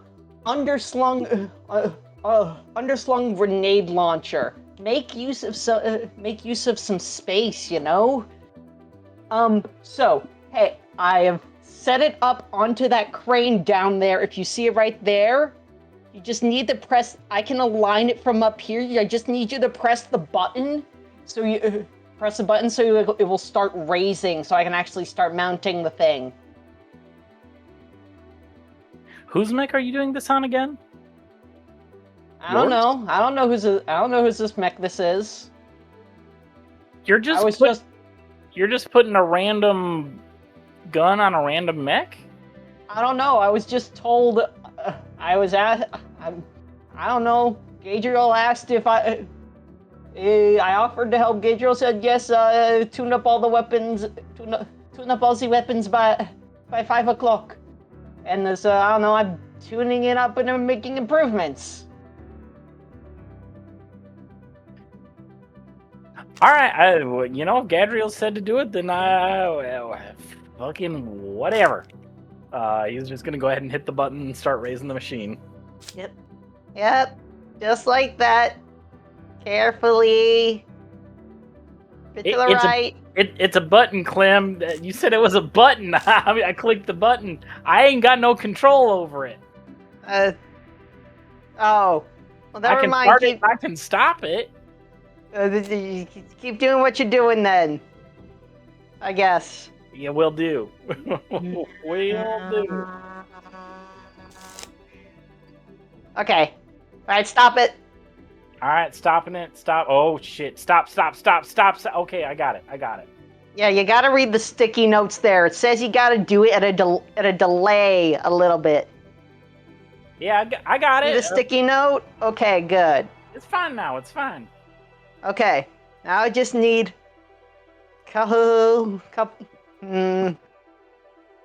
It should slide on just nicely like this. Funny, it's funny how how everything is just kind of supersized. Like this tactical rail, like identical to what you would find on a civilian firearm, but it's just bigger. Kind of funny how we do that. It's just like, everything about these mechs is just normal stuff, but bigger. It's kind of awesome though, as he like pushes the massive grenade launcher onto and mounts it onto the gun. Okay, that should be good. Well, I'm glad you're having a good time. Oh yeah. Also, saw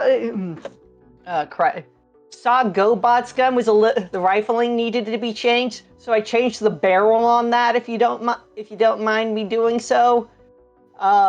Probably should have asked you, but I was just kind of in the zone. I didn't make any modifications though. Just pure repairing and maintenance. Yeah, I mean it's fine. I was probably just gonna get rid of it anyways and just get something new. Ooh, you think it was something different? Yeah, I ain't decided on what yet, but I feel like I don't really I'm not a threat on the battlefield, and I feel like I gotta be at least a little. Why do you think that?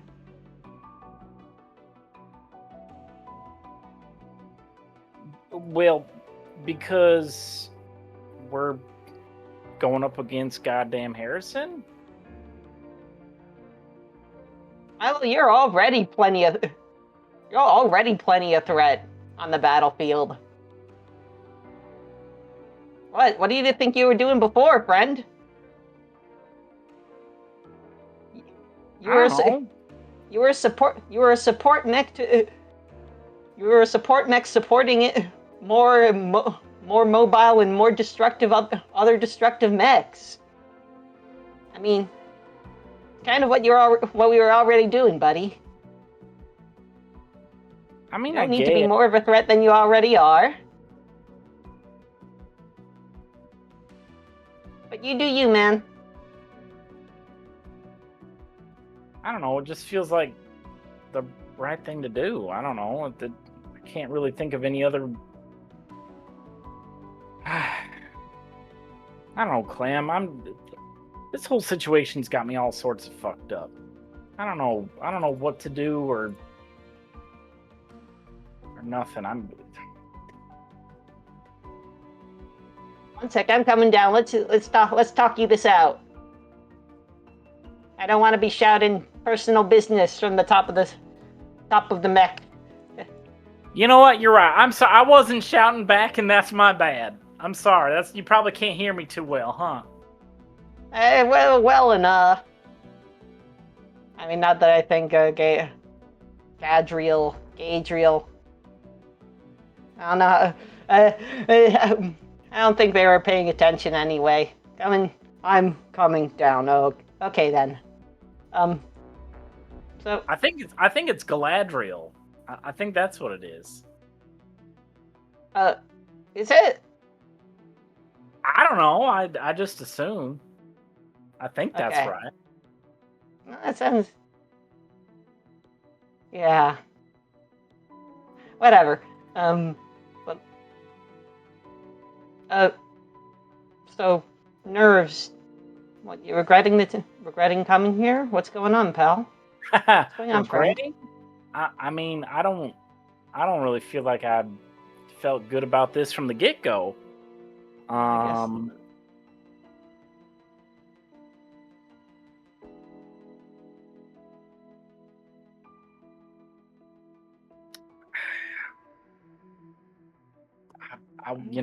Clem, I wish I knew what to say. I really do. I just feel weird, maybe, about the whole thing. Weird, maybe, is the wrong word. I don't know. Unsure of where you're going, unsure of where everything is headed. Worrying about decisions you could have made, but didn't, and what you're gonna have to face now that you're, well, not able to return to what you had before. Yeah, something like that. Yeah.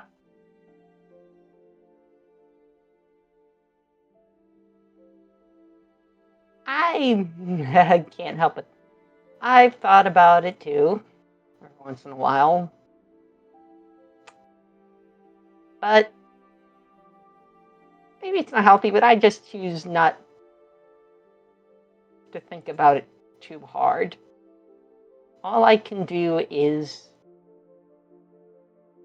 play with all the cards that have been dealt to me.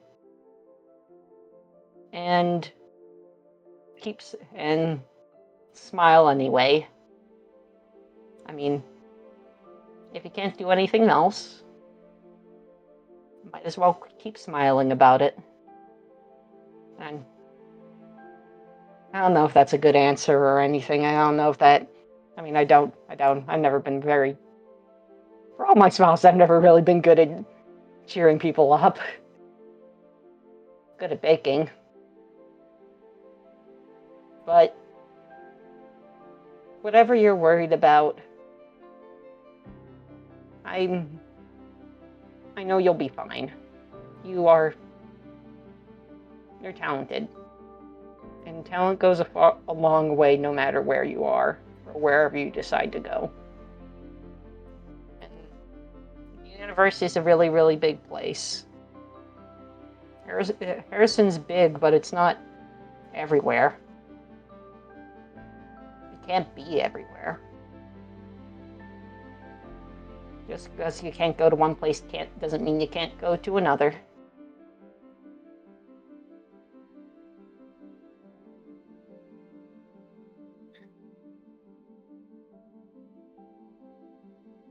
However lost you're feeling now, or unused, or just unsure, eventually, when you change environments, you'll just stop thinking. You'll sort of realize at one point that you've just gotten used to it almost. As if it had been the way you had been living your entire life. That'll happen eventually. Just keep hanging in there. For what it's worth, you made the right decision to not stay there. In fact, I think it's the only really decision you could have made.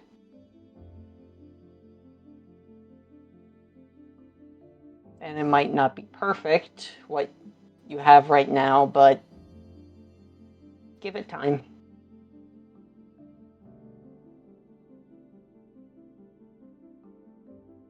Did I ever tell you how I actually got to know my cousin? I assume you grew up around her? Kinda. I met my cousin when I was 11. I didn't know I had a cousin until I first met her, actually. It was a couple months after my dad died. I was just me in the house.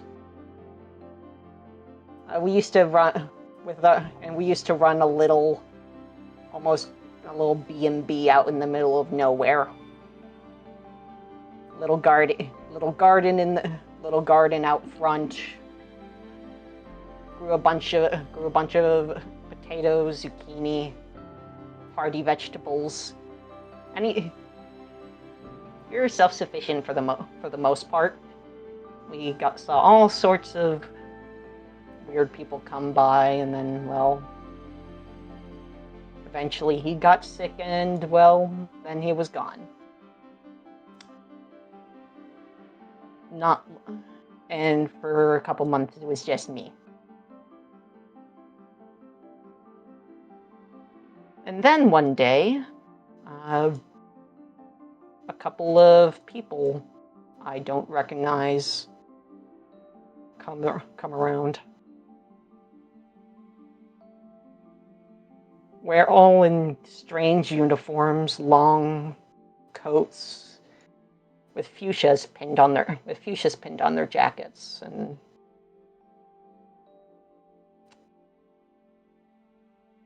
to be honest, I don't know what to do about them. Dad told me about people wearing fuchsias, and that if I ever saw them, I should run into the attic and hide.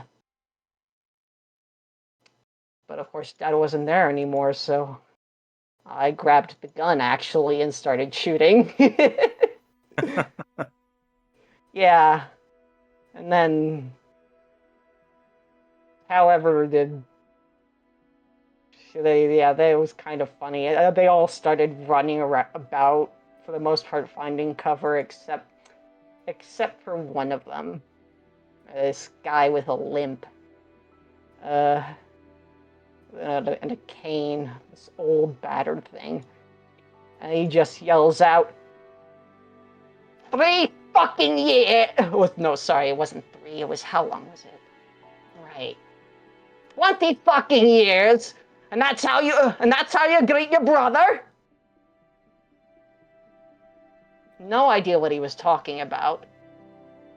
I just shouted, I don't know who you're talking about, and then he just shouted back, You got kids doing shooting for your horse, that's low! And I kept going back and forth for a while. Just a lot of yelling. And I went out and eventually gave myself up because I don't know what else to do. There were more of them. I couldn't shoot anybody. And then the guy said he was looking for my dad. All I could do was show him the grave I dug.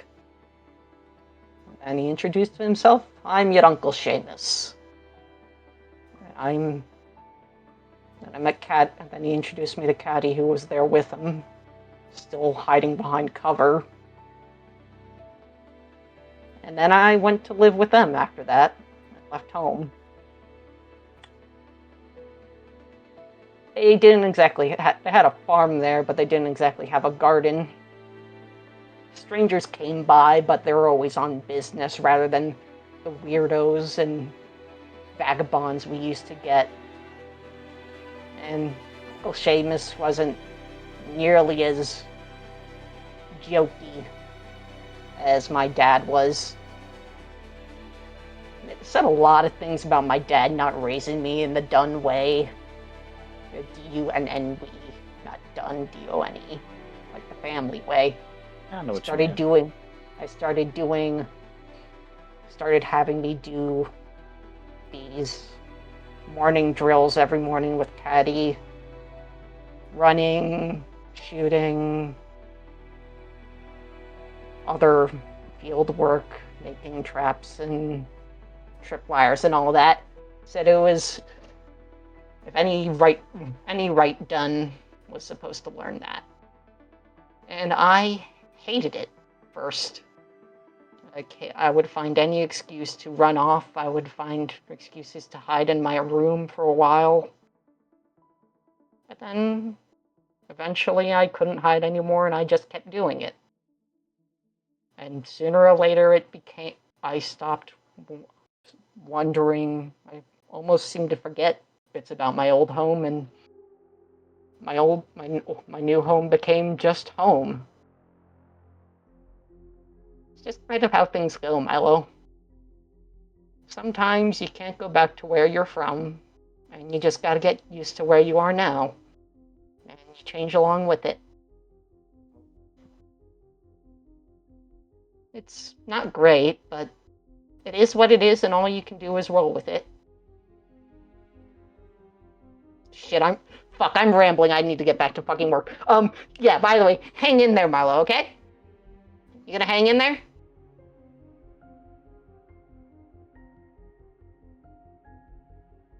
Milo? Yeah, Yeah. I'll hang in, Clem, I guess. You're gonna be fine. No matter what happens. Anyway, I'm here with you anyway. I'll make whatever you want, whenever you want. If you need that good old comfort food.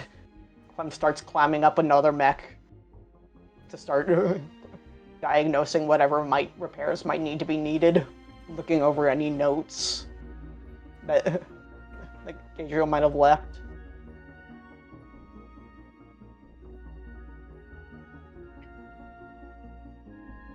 I think as he's walking away, he says, you might not hear it. You probably don't, in fact. But he says something like, yeah, the universe ain't so... Or the universe is so big, huh? Why does it feel so goddamn small?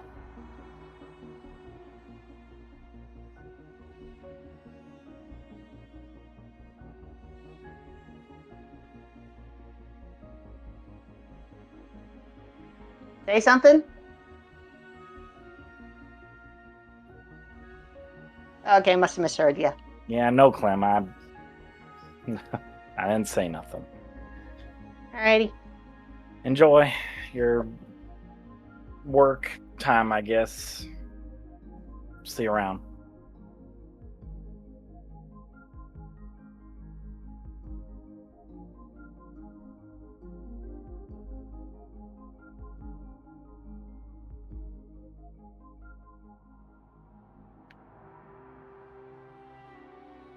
And I will let literally anyone who isn't me do something. Please.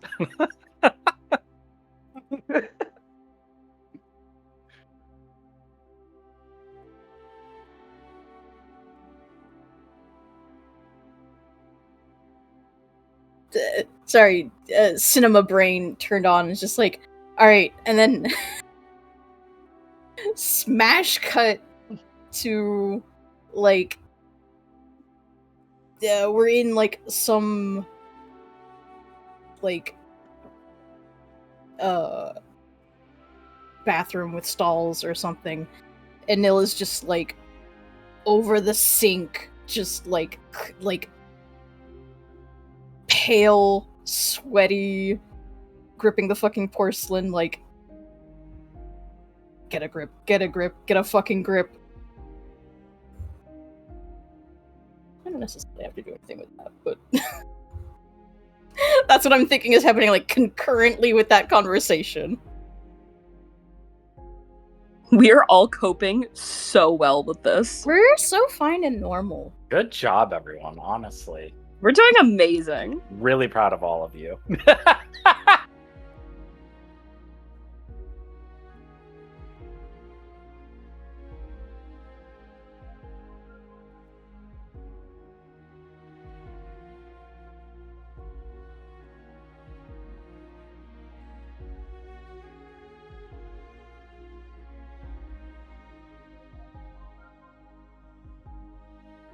But alone.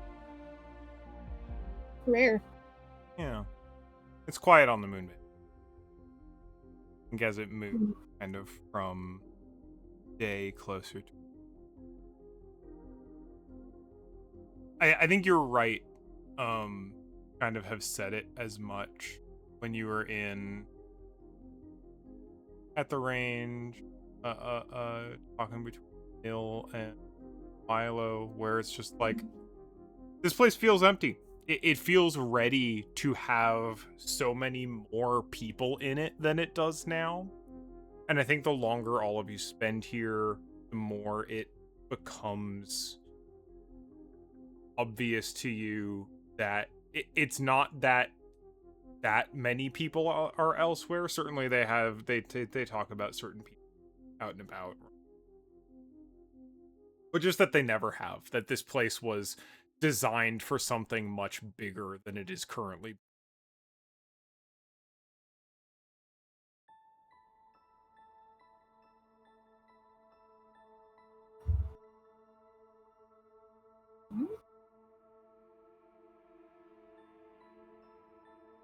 I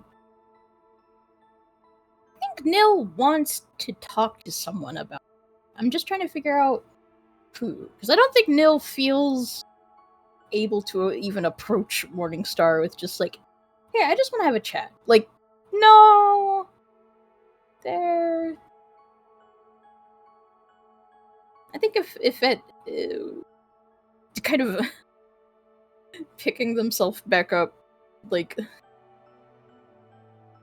reining it back in for a bit,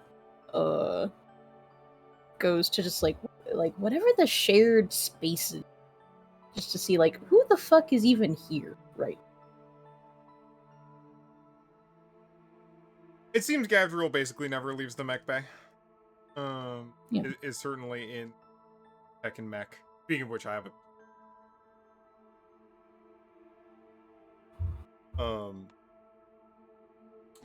most of the pilots seem to either keep to themselves or stay kind of self-occupied.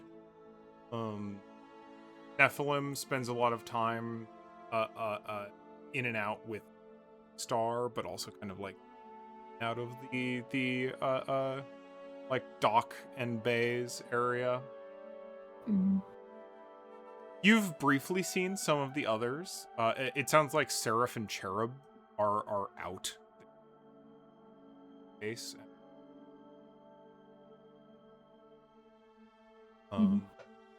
You catch glimpses of Ariel and Metatron. Metatron seems to keep to themselves. That's the one you'd seen earlier in the like full VR rig. Has basically done cyberware to the extent that they have outsourced their extrasensory input into their cyberware. They seem to be doing like plugged into their systems pretty frequently. You've seen them like in and out of their barracks a few times. They come down to Met Hall whenever food, but for the most part, is very much self. Ariel hangs out with the staff a lot more. She's a lot more. She seems to be a lot closer to the like local staff, like Marceline, Dirk, than the other pilots. And you think you remember someone having mentioned the fact that like she was a like local techer, and then to be.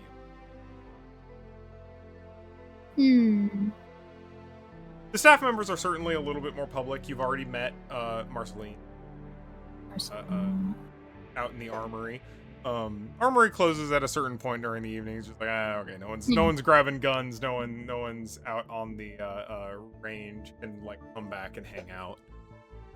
They've got card games. They've got games to play. You met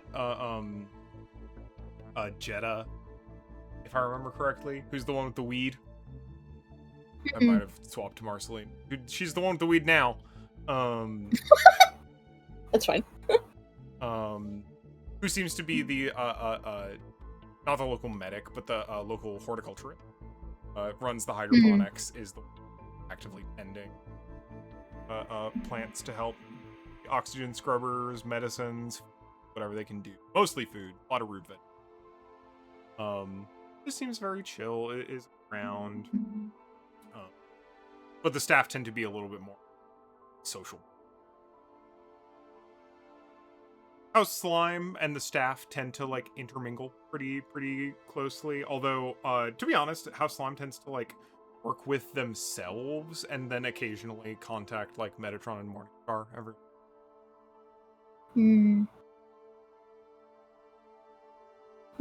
Marceline definitely has bomb energy. vis-a-vis the Oh, other God. staff member, for sure.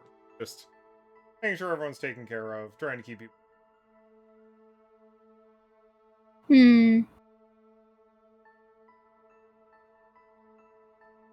I'm trying to think who, if anyone in this short amount of time, would Nil have worked up the most rapport with. Probably not much overall, unfortunately. No, haven't been socializing much. In general, you have certainly seen Dirk, who runs mess the most frequently by virtue of you gotta eat. And then second to that, probably Jeddah, just for how often you like popping in and around. But Yeah. not Maybe a ton what of it like is- social credit going on there. No. Then maybe what it is because hydroponics is slowly becoming Nil's sort of default chill out, have a smoke zone. Maybe just one time they go in to have their fucking near hourly like smoke and just sit and think. And they are.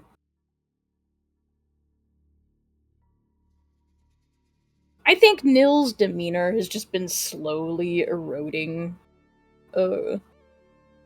since getting here, where, you know, they got in, they were calm, cool, confident, and now they're just like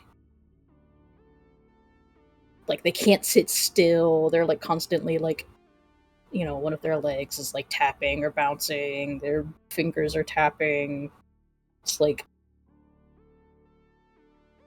clearly slowly losing their chill.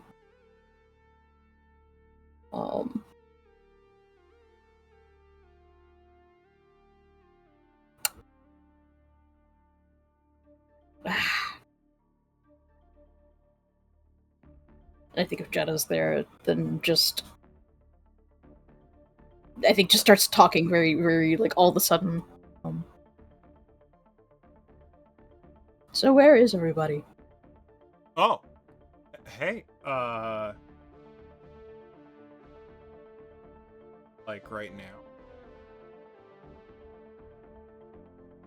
I mean, since we've gotten here, this place feels like a damn skeleton crew ghost town. Yeah. Oh, I mean, I'm on joke. Violet? Limes means we're a little bit over. Well, not capacity. Oh? Over tip. Y'all coming in. You know, we're doubled our, buy. I don't know. Place has been about this level of staffing for a long time. It was bigger before, as far as I know. Fallen used to be like a whole operation. But things have changed. Galaxy's changed. Softer now. Need fewer people to get the job done. Want to do the work. Don't need as many. Not like we're fielding whole navies or anything.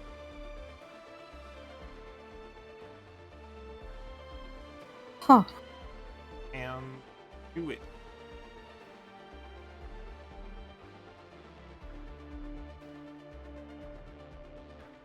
Okay. I think when it was. You'd have to ask. I mean, they built this place for a reason. I think they did build this. At some point, they had that kind of. Kept on using it. Up and running. And what? There's not like another branch out there or something? A different Out of the base? Fallen, there's arcs. I see. Mostly keeps it themselves. Like we form ask for name. You know, if there's a big job, something. Cross collaborate, get in with others, out big sort about it. But Union's been cracking down on big paramilitary.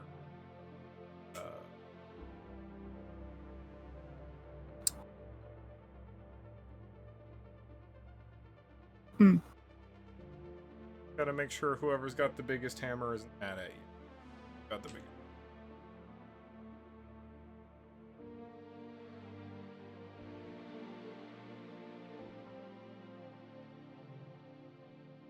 Why, you really, you hoping to be part of something bigger? What? Um.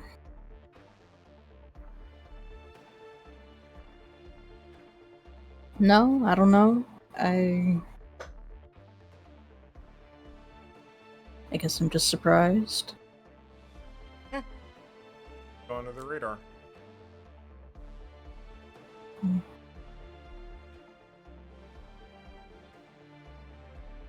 Are like small jobs, delicate jobs, finish jobs. Pulling in with a whole platoon of frames. Get you super. Yeah, I guess not.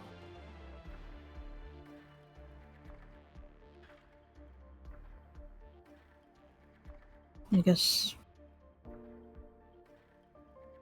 I think they just shake their head.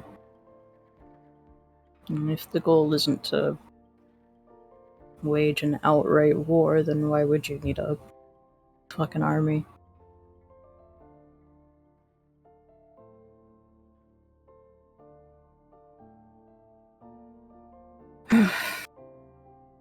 Sure, it means like I mean, not even maybe. We're certainly susceptible to larger forces. Gonna spend all that time and money spending, you know, hundreds of salaries to get a light crew all the way out here. Pretty to obscurity. Or we minus red mark in their checkbook.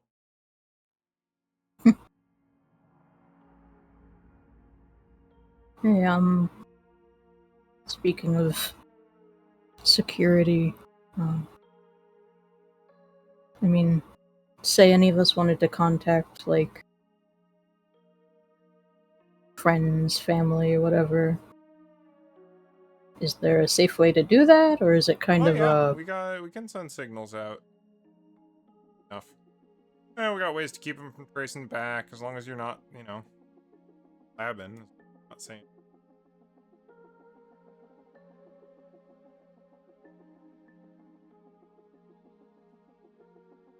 And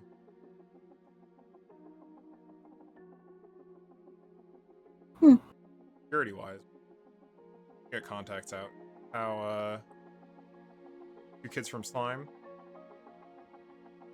found somewhere to be, made a call, basically got Yeah. met them halfway. Exactly where the deep space we are.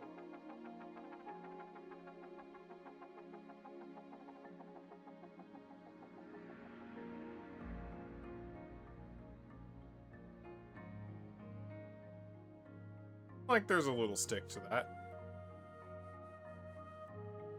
I don't know. Haven't had to use it yet. The stick? I mean,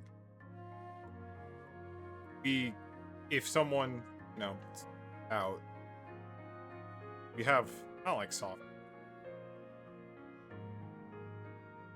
We're not gonna be nice to whoever comes to find us. Right.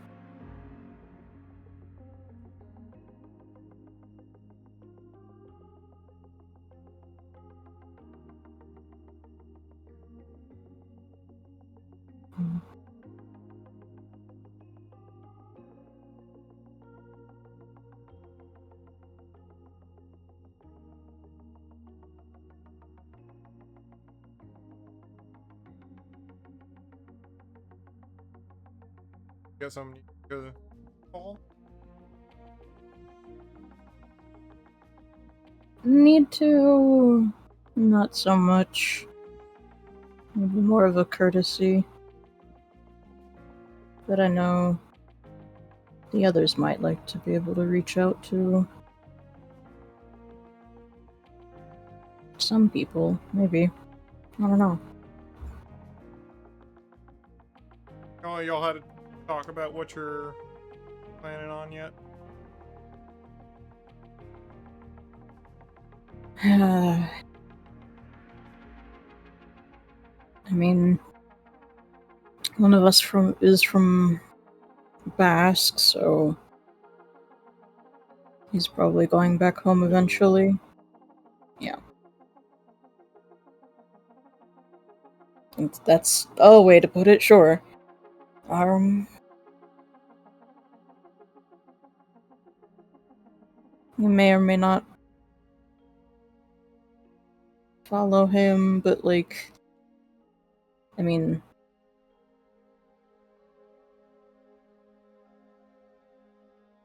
I don't know. Everything's weird right now. Yep.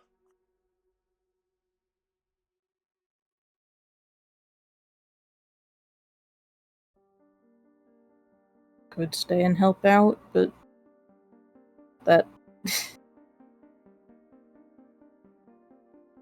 I don't know. Are we even wanted here? Yeah, there's work to do. Like, we've got most of it handled, but no one's gonna say no to extra hands. Pretty sure your engineer types are already probably gonna. Clem and Milo will love that.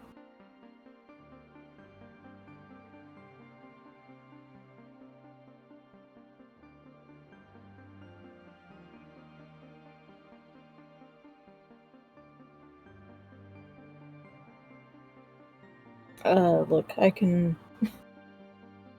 I'll stop bugging you. Get out of your hair. Look, horticultural business. Real stop and go, and it stop.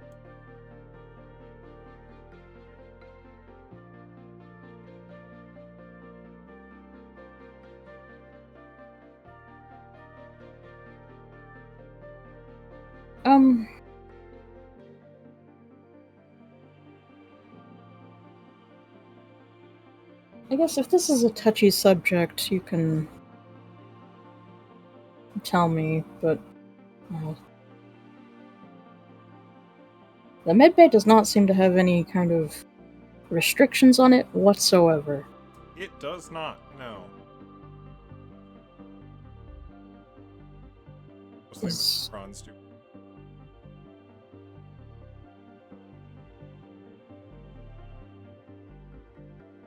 And that's fine. This has worked out for y'all. I mean, so far. They've got camaraderie, the folks get just what? Aerials on uppers, Arabs on downers, Ron's on some whack shit, besides themselves. I don't know.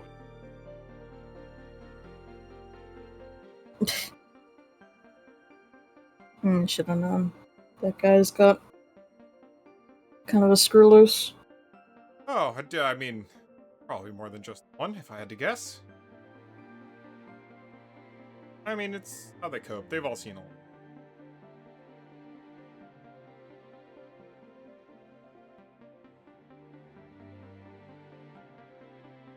End of the day, as long as they're pilot ready.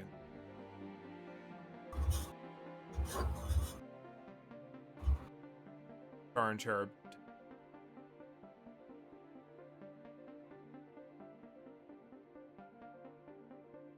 I don't think anyone flies high. In the downtime, when you got nothing but sitting, thinking, a lot of things six don't want to.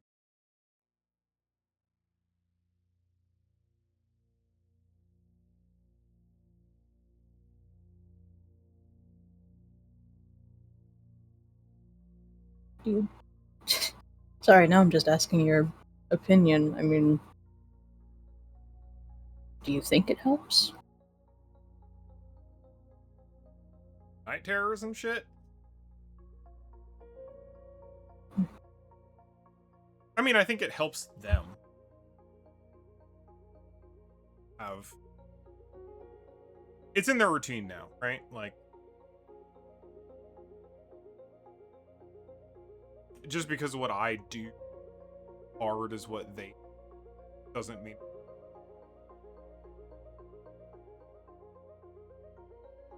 I don't think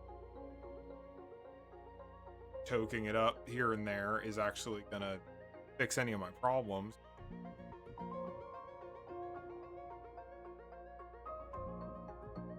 Been in the cockpit for like, I don't know how much of your pathways get fried time you take a 250 shell to the dome.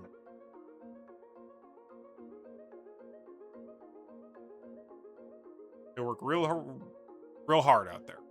Work.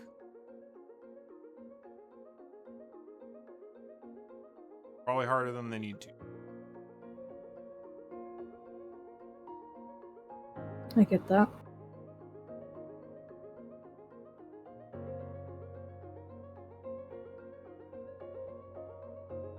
Honestly, part of what Marcy Durker kind of trying to do back here is got us off. I don't know, I wouldn't say we're close, but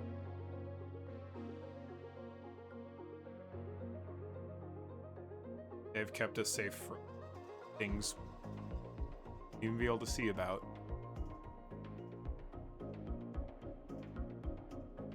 Dirk especially wanted for a long time. Wanted big enough that people started looking. That's scary.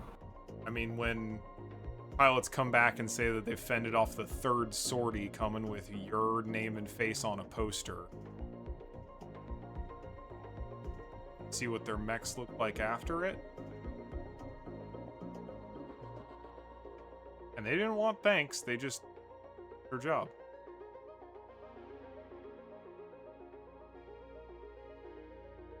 After each other. If one of them starts going down a hole that I think they can't get out from, I'm sure we'll do it. Haven't yet.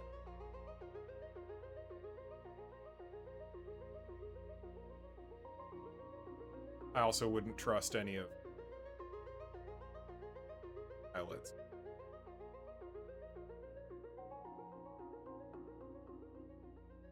I don't know, I'm not going to say you have to undergo a sufficient amount of trauma to be allowed to use hard drugs. Kind of feels that way.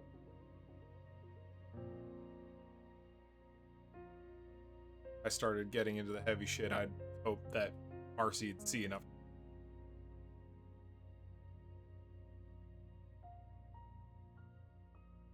Yeah.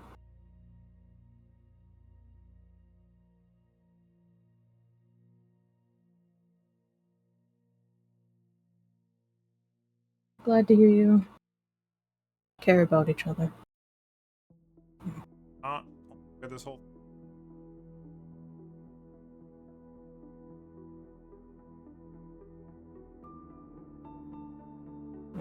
Oh. I'm sure I'll be back in here later. Oh. At some point. Here, working on. Take care. No.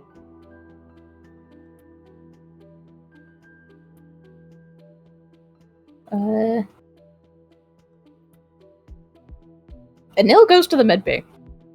I think they take a slow walk, but they end up in the medbay.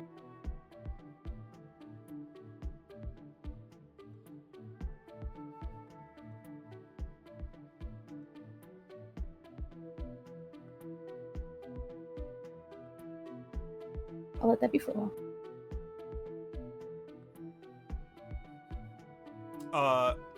Clementine. and or Eli. I have a question.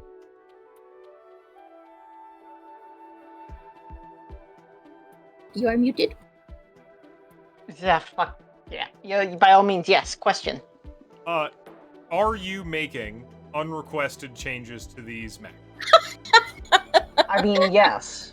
What did underslung? What about putting an underslung grenade launcher on a rifle that wasn't there before? Do you not understand? Excellent. When Great. Clementine sees potential, he ideates and he executes. And you're specifically doing that on mechs that are not your allies' mechs. Yeah.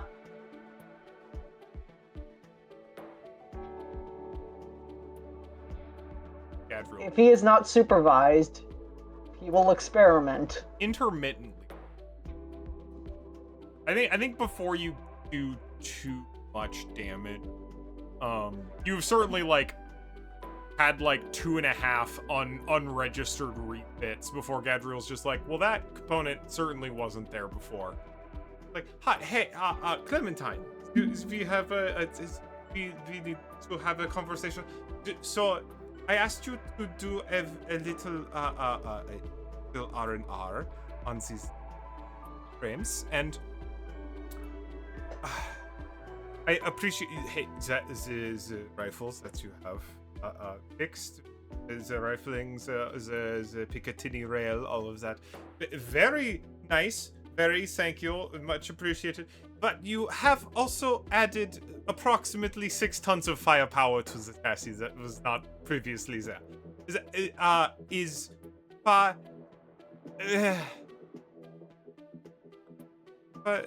Why? And can I ask you to stop and revert most of those changes? Thank you. Well, I just got it into my head that, well, if there is space if there's unused space on a mech, it is simply, especially when it is just, if you leave unused system space is just another vulnerability your opponent can take advantage of. So when I see unused space, I think it's always best to fill it and make sure whatever comes a certain mech's way, it'll be capable to handle that challenge. Are you familiar with the concept that damage avoidance is the ultimate armor in some? I think. Right. Yeah. Mm-hmm. So if the core build of the mech is to not get hit by your opponent's weapons, and in order to accomplish that goal, make it very light, and then you add dozens of tons of ammunition and weapons back to them. Kind of like an infantryman carrying too much equipment. Yes, that is, yeah. I'm just saying. We thought these mechs were designed for that kind of. There's a lot of different pilots on the mechs different ways. I very much appreciate your repair efforts and menu. That labor will not be wasted. It will be incorporated in mechs. If you would like to help out in the mech bay in the future, I think I will probably assemble a list of the repair and refit tasks that need to be done, and do those and not any others in the future.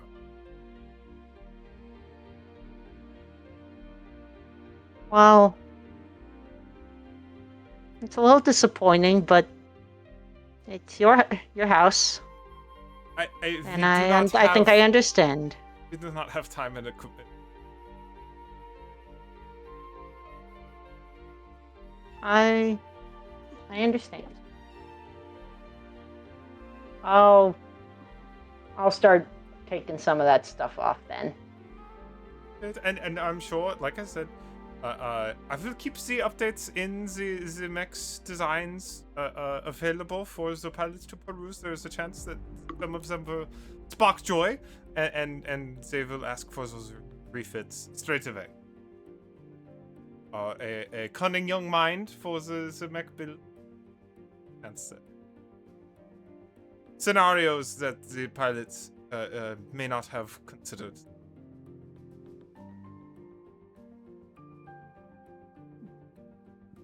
Clementine kind of brightens up at that at least he's going to be considered.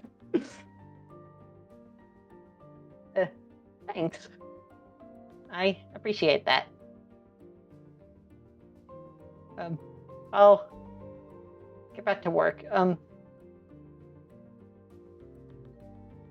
Is there anything else you wanted me to do?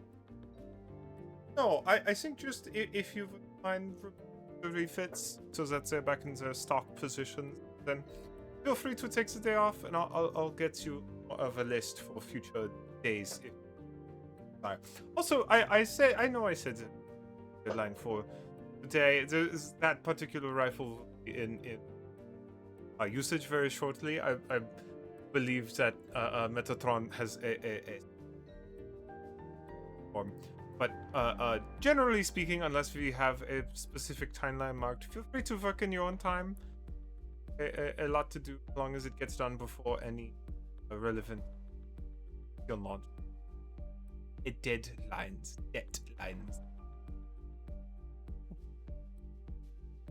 Wonderful. Wow. Similarly, Milo, how are those calibrations? Are you almost done for the evening? You've been working very hard. Funny enough, Milo has not been working very hard. Oh. He's probably made it look like he's working very hard, but I think when this particular instance, when he's being asked a question, he is like fully zonked out, like spaced out, no idea what's happening, just kind of looking vacantly into space, not even replying to Gadriel. Oh, are you okay, my friend? Milo? Hello? Oh, what? I'm so sorry, what? Oh, I was just wondering how your work is proceeding today. I know you had been looking at a variety of tasks. Yeah, I mean, as you can see, everything's going well.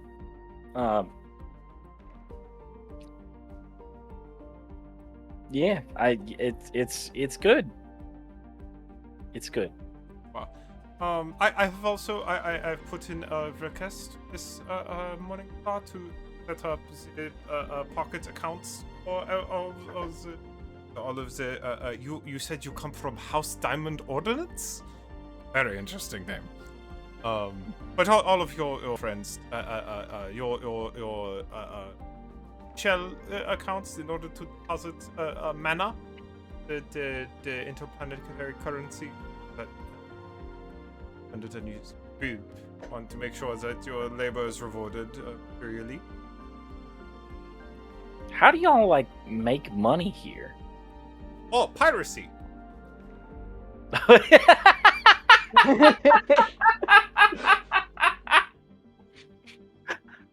Did not expect that answer. All right. Predominantly, piracy and I mean, occasionally we work on mercenary contracts. We are registered with the Union Mercenaries Alliance, which is a complicated legal process, but means that any organization can hire us for a fee, a job, etc. You can get the logistics from someone else who knows better than I am, but predominantly piracy. That is easily the most profitable various ventures. It requires the smallest resistance, the low general casualty rate. We manage a very clean operation. Great. I feel like I didn't need to know that. Because now I feel like I'm like a double what's that word for people who are criminals? There we go. I feel like I'm a double criminal now. I feel like I Well, ran away from I have Harrison as a criminal, and now very I'm a good pirate news, criminal. which is it's kind of a binary state. Once you are a criminal, you can't really become more or less of a criminal, depending on the offense and punishment they're in. It turns out if you have mortal enemies, those enemies do not get more mortal. Fully just looks away to Clem and is like, Clem, what do you heads or tails on double criminal? Things can always get worse. The only way you could be double criminal though is if you're criminals in two different administrations or two different jurisdictions. Yeah, it's true. I mean, the notoriety across factions can become very problematic. yeah, which is why you usually try to want to find one good client, really. Like, yeah, so what I said is true then, because Harrison is criminal offense number 1, I think, and then now piracy against just Harrison. Other people. Look, we are a legal organization. If we get indicted for piracy or the like, you've got to be really a direct participant sort of thing. There's not like an aiding and abetting pirates. That is not really. Current administration is interested in squashing. Plausible deniability. I lost We're that. just mechs. I just lost that. They just told me what's going on. I don't have plausible deniability. No. Nobody's recording here, are they? Oh, Jesus. God.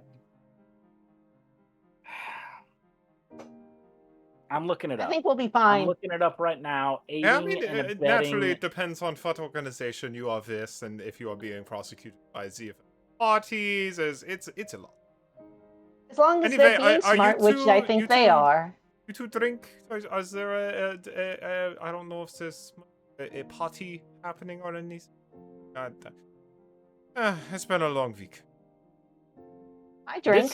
This is according to Lansopedia, which is apparently a thing. Aiding and abetting is a legal doctrine related to the guilt of someone who aids or abets. Now, that includes doing other crimes. Piracy is a crime. I assure you, it is not. Piracy is not a crime? No, it's not. Piracy is not a crime. It's that you are not at risk. This enterprise. I'm going to jail. I'm gonna die or I'm gonna go to jail. Those are my 2 options now. Great. All right, well, it's been lovely talking to you all. I've definitely not had an existential crisis just now and not 2 hours prior. So I'm going to go sleep. I probably won't be able to get to sleep. Does that mean you would not like your paycheck? You can donate it to a charitable cause. It would also be easier to claim that you are a hostage if you're not being paid.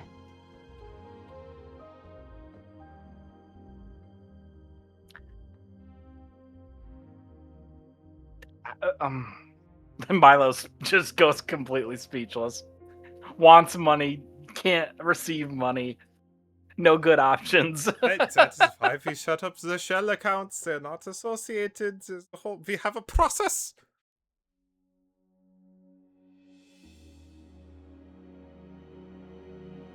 Clem, are you going to take the money? Wow. Yeah, I'm taking the money. All right, set up the shell account. Right? Whatever. Excellent. All right, I was doing the Just be mess. triple criminal at some point. It's fine. It's fine.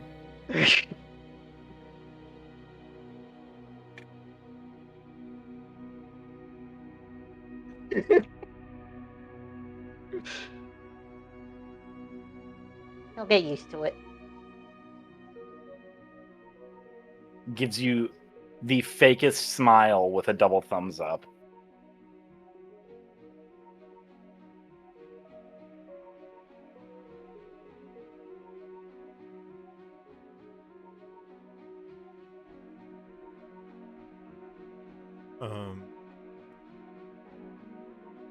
How many stars you have? Bounty system. Full Cowboy Bebop.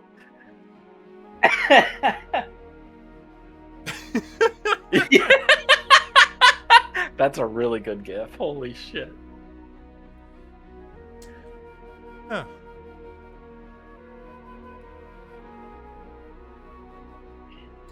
Nil. What's going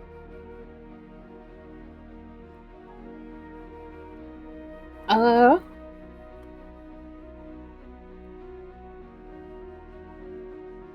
I think we'll kind of like jumping through time a little bit with Nil's day.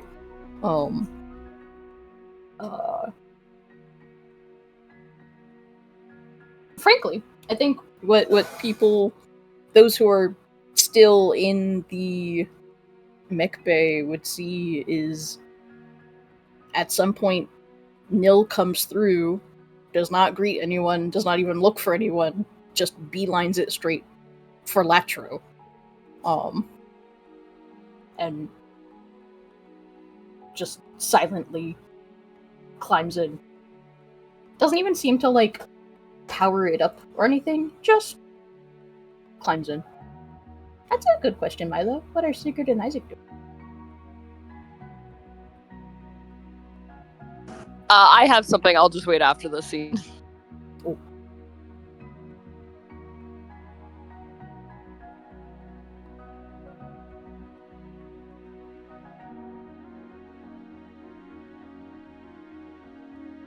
Just put.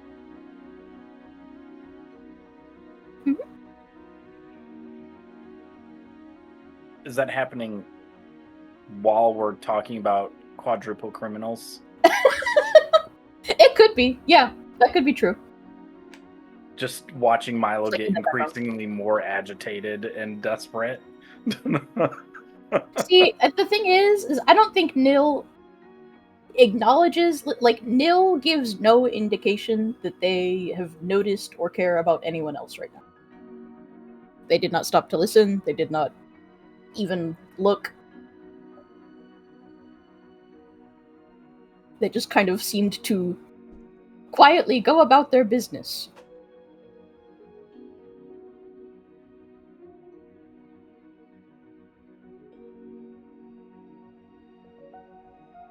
I think if I'm being in a position to be snooping around. Yeah, probably. I think Clem will, at some point after, as the conversation concludes, will actually pop his head into Latrodactys, like literally from the top. Nope, What? not be able to. It would be locked. Shit.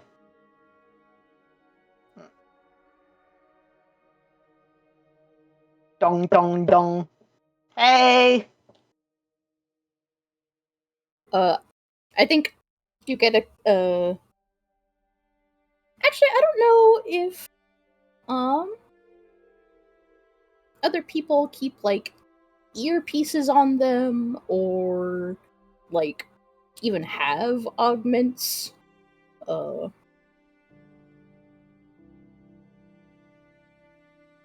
I guess I hadn't thought about the fact we probably don't actually have, like, live comms outside of our mechs necessarily. You know what? What you get is a text. It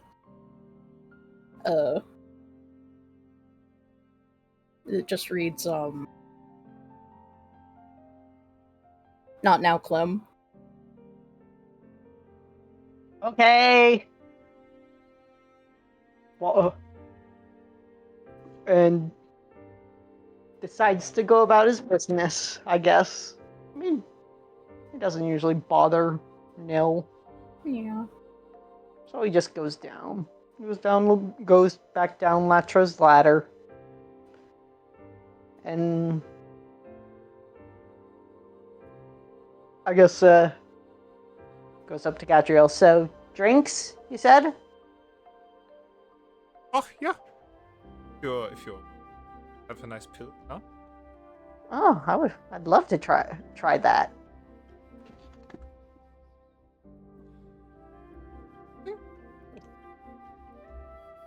So when you say Pilsner, you mean I know that's a kind of... It is a beer, yeah. Yeah, so, do you have oak barrels here? You have, you're actually aging it properly? No. If only. At best we have a still, that I think is being worked on by, is it, Dita? But, I'd build it. We have a Pilsner right now because we, stole one. From the ships. Oh, no kidding. Wait. Oh, well, either way, that sounds good. I'd also be... Got it. Milo, would you like some stolen alcohol? I don't think he wants stolen anything at the moment. Us. Oh. Why not? Why not? Well, just aid in the bet. If you will. Aid in the bet and... Oh, Jesus Christ. Aid in the bet and take part in stolen alcoholism or whatever the fuck you are about to get me into. Oh, yeah. Here we go. Yay. Thanks.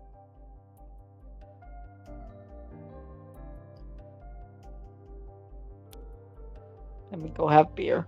And we drink beer. And it is a good time.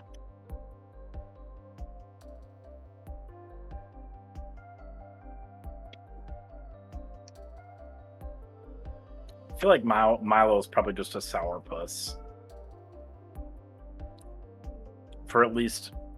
I feel like he would have one drink and then he would just, dip out. Okay, this is fun. I'm gonna go consider all of my life choices alone now. Valid.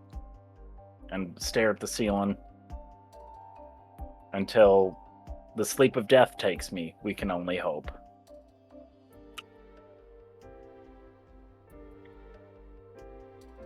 Good Isaac. Up to you. All right. I do have something, or Sigurd has something. What he's going to try to do for the next week, I'd say, is look up as many missions as they could theoretically go on as a group. The biggest thing that he is seeing is a lot of non-decision of just what is going on. And so he wants to try to compile a list of different things that everyone could do to give us all purpose for being here. If that's working with Nephilim and Morningstar to find this, if it's working with any of the other members of the Fallen to get this information, he wants to try and compile that list of both risky versus non-risky versus not really illegal versus bordering on, oh, if we're arrested, it's over. Instant quintuple criminal. Exactly.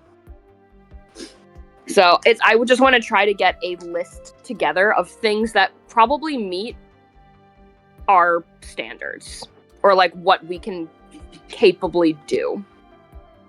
Yeah. Yeah, I think most directly with Morningstar, maybe Nephilim a little bit. One of the baseline question is, do you want to be acting as part of the Fallen as an organization, or do you want to be forming your own mercenary?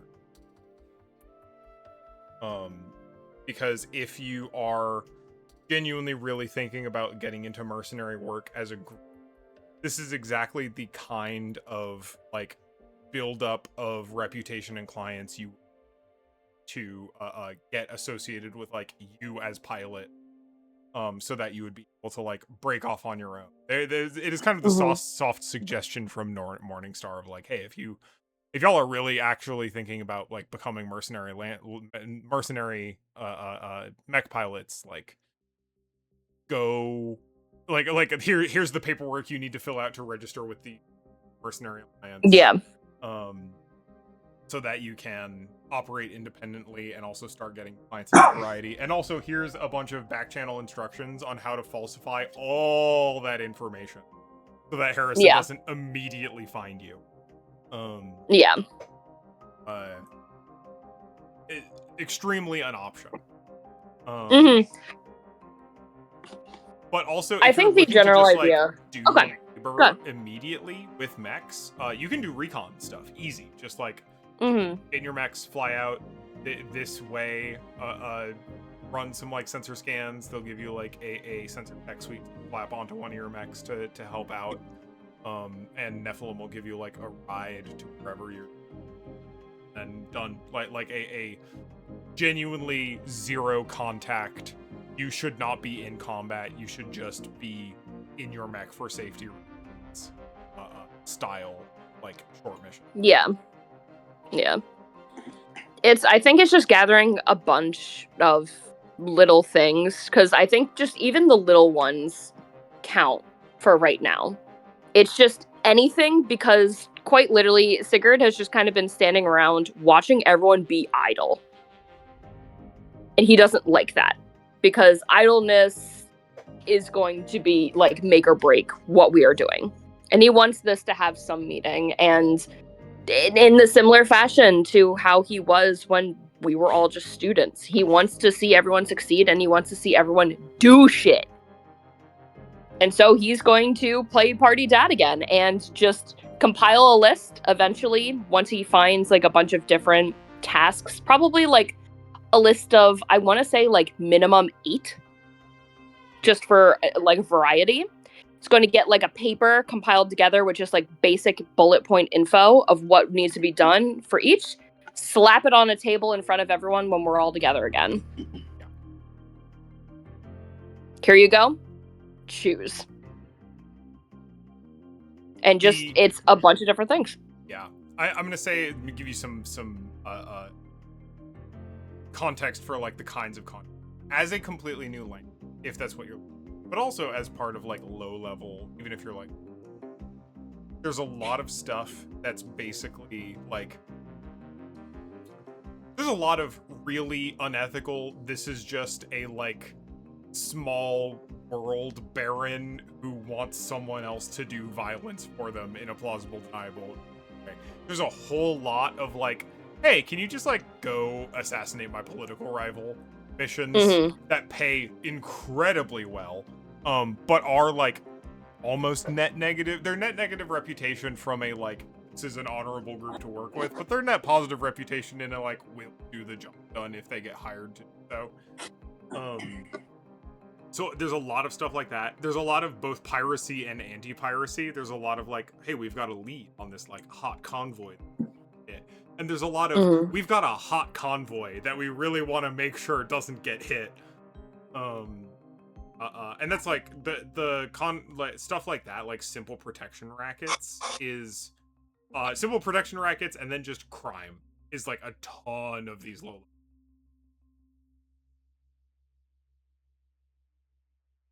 For sure. I guess it's just kind of posed to the group. It doesn't have to be all together like when all 5 of us are here, but even just like individually, just like, I found a bunch of these. What say you? Like, what is your opinion on any of these? And it's literally just going to be asking everyone. Just the general idea of like, does any of this sound like something we could possibly be interested in? Or even just like a small subsection of us.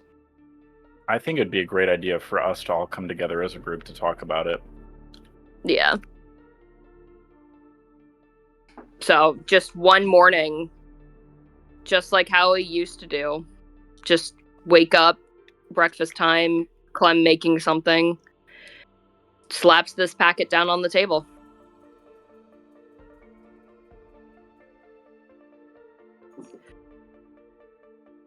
We don't have to decide right away, but I do have a few possible options or leads into what we could be doing.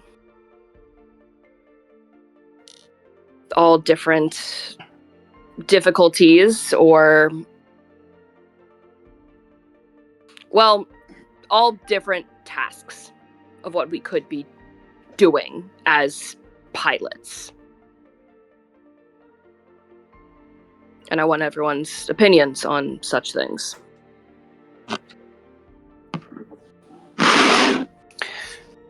I think Isaac kind of just like eyes the packet, looks down at it, examines, like turns to the pages once or twice.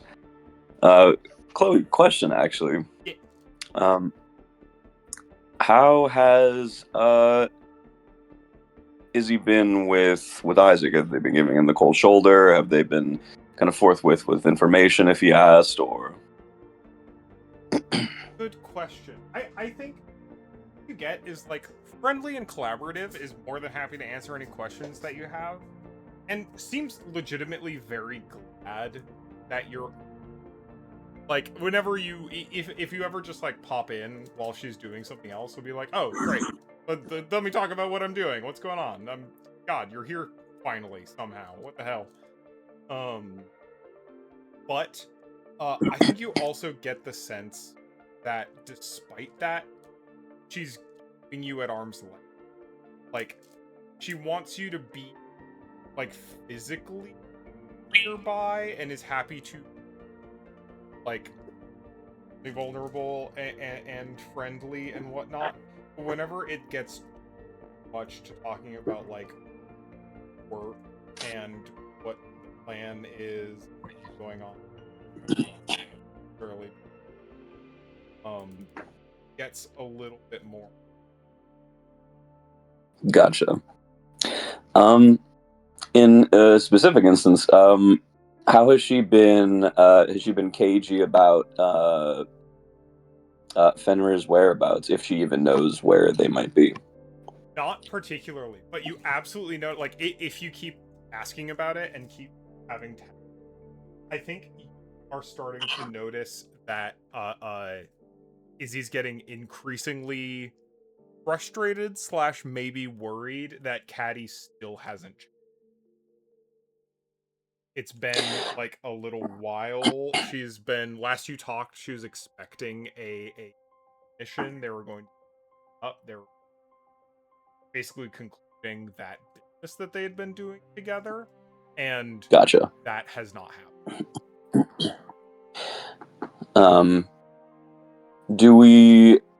Were we aware of their last known location? The last known Kind of location before they that lost Izzy- contact. Yeah, the last known location Izzy and Morningstar had was at Harrison Academy. Was doing the job, and then they got a enough comms to know that they had succeeded and were getting out. But since then, it's been. And I don't imagine they've been forthwith with like the plans after they left Harrison Armory. Like a potential meetup spot or a rendezvous location or some such. No, that coordination is exactly what they were in future comms. That hasn't happened. No problem. Then I think Isaac has probably. I don't think he's been just obnoxiously asking day after day after day, depending on how many days we've we've been just kind of gallivanting around the station, because I think he's recognizing more and more that the more he asks, the more wary she's going to be around him. And while he desperately wants Fenrir back, he also doesn't want to lose his sister again. Where would I guess he's been spending the last couple of days trying his best alongside communications, whoever might be the head of that, trying to intercept comms in the general vicinity in which they believe they might be, or just trying to like kind of trying to track them in any kind of fashion that he might be able to in a complete layman sense. Yeah, totally. Not your expertise, but like you can definitely help. That is a process that is actively happening. I think that is basically what like Metatron has been doing for the past like I don't know, maybe month. Has been actively just like trying to burn any signal. And I think the big thing you can help with is like, this is not a process you're familiar with, but at this point, they're just taking like, they're just going sector by sector by sector and trying to like creep records for any signatures they recognize from Caddy's ships, their ship IDs, any docks they might have passed through, any planets or space stations they might have stopped on. Is just like trying to find any reasonable path they could have taken after. And at this point, because it's so many disparate locations, it's not something they can just like tell a computer. It's just a huge amount of manual. Gotcha. I think all of that sort of weariness and kind of like just otherwise just like unused energy that he's been using to, you know, just obsessively become the best pilot he can his entire life is suddenly stagnant, and he's searching through star maps after star map after star map, just like pinging locations and like and eventually he starts bothering this person, as he probably would Morningstar if she wasn't, you know, Izzy. Saying, okay, well, why don't we go here then? This is the closest lead we might have. It might not, it probably isn't, but it's any kind of hope that he has. And after a few like, no, there's a process to this. Don't be an idiot. Don't just go out blindly into space. That's how you get lost and never come back. I think he's finally kind of reached the stage where he's antsy enough to be looking through all of these documents that Sigurd's laid out and recognize which job might be closest enough in proximity to the best lead they might have, if they even have one. Yeah, you can absolutely earmark a handful of contracts that are like, okay, well, this is kind of a whatever contract, but if we took a little field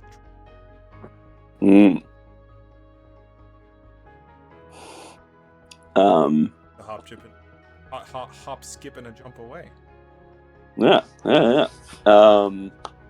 I think he pulls those little dossiers separately to the side and say, I like these. Simple enough. We're pretty new.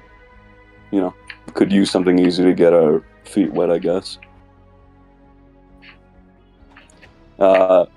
You've all kind of built a rapport with him. He's absolutely, he has ulterior motives.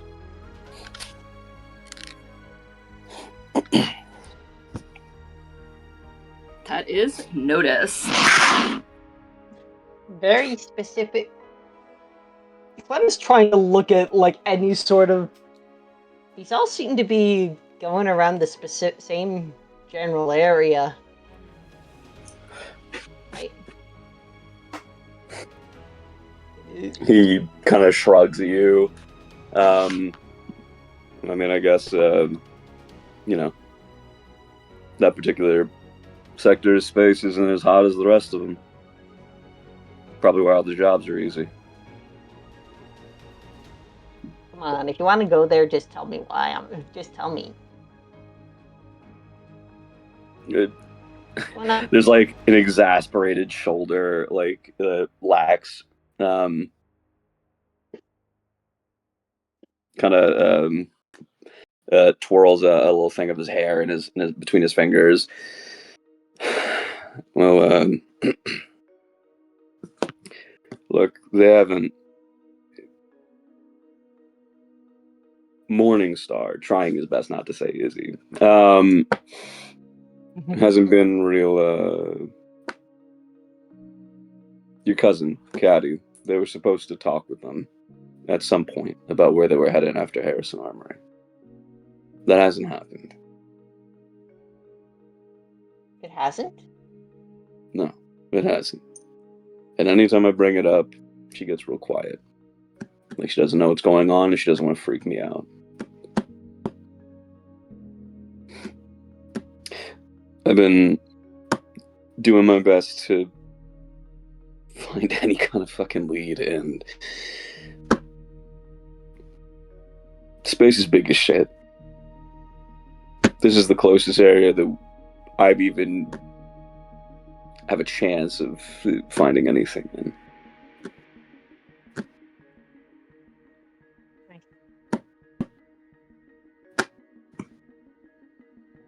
We could do the job. I don't mind. A poke and a prod wouldn't hurt. Chloe. Clementine knows his cousin.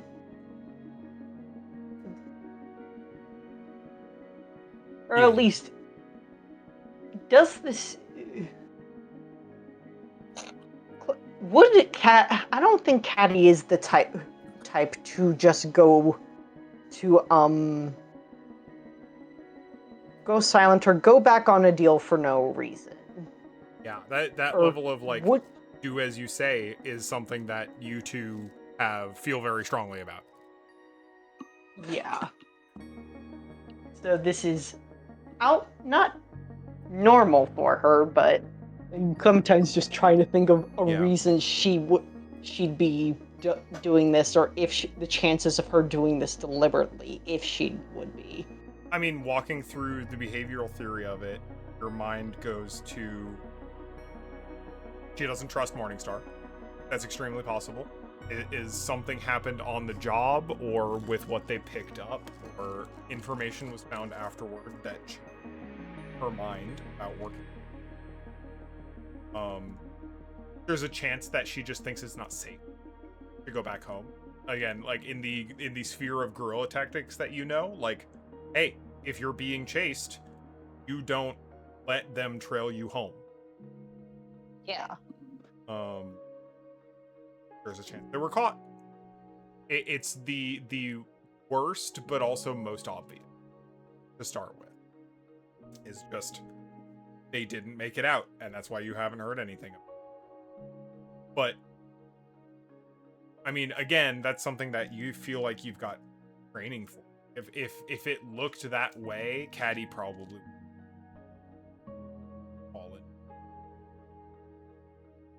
But hey, they could have just gotten gotten jammed, gotten any number of things. So, extenuating circumstances extremely possible. Is trust possible? Failure possible? Anything possible. Many possibilities. I think Clementine just thinks for a moment. You see, I think you just see Clementine think for a moment and says, "Yeah, that's good enough for me." I mean,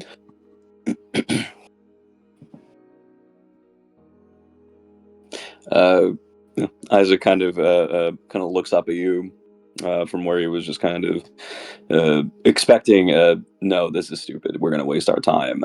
Gives you a hopeful look, at least as hopeful as Isaac can manage. Yeah, I agree. It's worth a shot. If anything, beats sitting here and doing fuck all. I mean, yeah, it'd be nice to actually fly around in the mech for a while. Of course, what kind of jobs are these though? See, I think in the sector, it identified that, like, hey, things aren't going super well in this sector. I guess that's why they're having contracts. Absolutely true. Rampant piracy in the sector. So, like, basically every merchant is like, please, mercenaries, please stand next to our caravan so that we do not get shot down by pirates again for the third time this month. We are trying to deliver our cheeses, and That's they canon keep on now. getting That's stolen. true. You've said it, and therefore it's true. Ace age cheese. Oh my god. I love that. I love Next that. episode is going to be called "More Cheese, Please."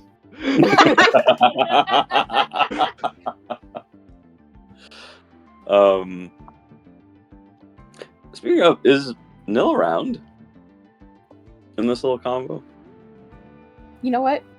Straight up, I'm gonna roll a die about it. Cool, let's do it. I don't know, if you're rolling to die about it sounds like a no. I'm rolling a die about it. Damn. Pull up the stream. There we go. Oh. Nil is not there.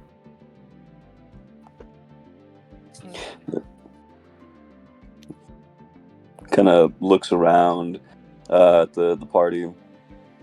Where's Goldilocks anywhere around? Yeah, probably at the gardens or something. I've been around the gardens. I see him. I usually see him there when I'm checking up on my little fuchsia bush that I started.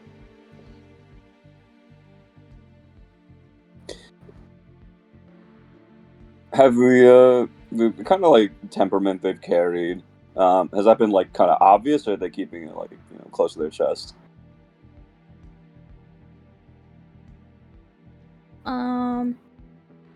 I would say the pattern lately has been, yeah, that's probably the most likely place to find them if they're not in the barracks or like, whatever, like mess hall.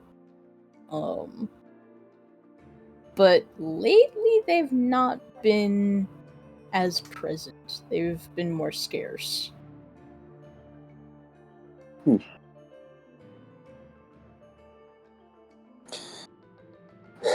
Noted. I think I know what Isaac's gonna do after this conversation.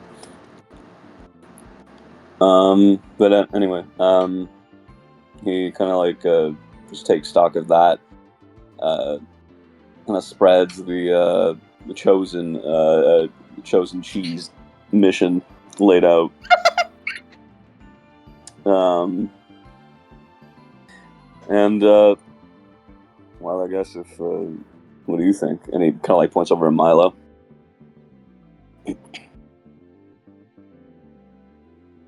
Sorry, I was looking up words. I'm so sorry. I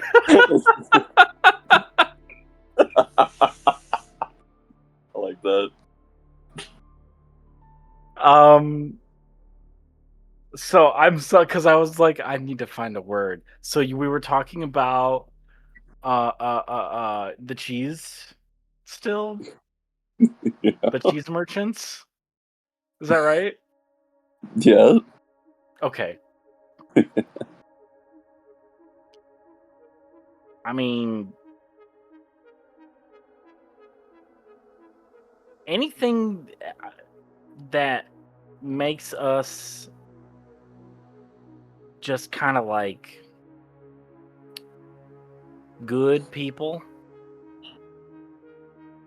I think is what I'm behind. So if we're stopping pirates, and that sounds like a good thing. That sounds like a net positive. Yeah. Maybe we'll go down from a double criminal back to a single one. How do you know about the double criminal thing? I didn't tell. I told him. It was funny. I had to tell other people. Well,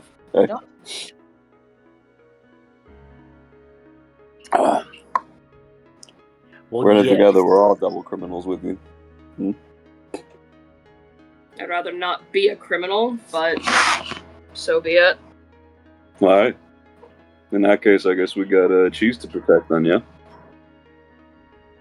Zinger kind of sighs because he's like, I really didn't want to do this one. I just picked it up because I figured other people would.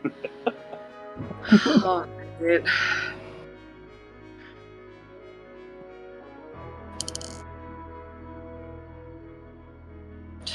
I'll go through the paperwork and say we're claiming this one, and it's like dejected, but he'll pick up the flyer.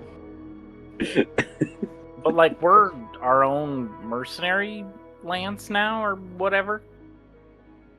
I've started the paperwork. I just haven't submitted it yet. There's paperwork to that crap? There's paperwork to everything, Isaac. I can submit this if we all want to be a proper free mercenary group, or we can work under the Fallen for a little bit, used to what's happening, and then go our separate ways.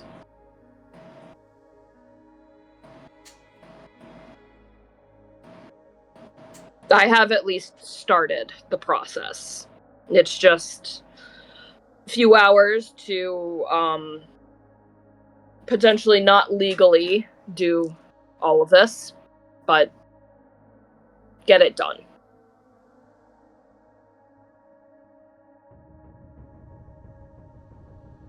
Would we want to be our own mercenary group?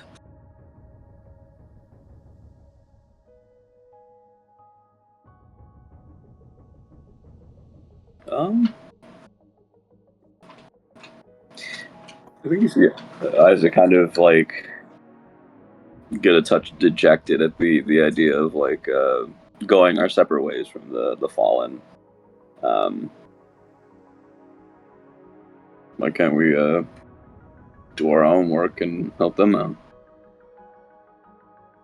Doesn't have to be mutually exclusive. It could be a little bit of both. It's just looking at futures.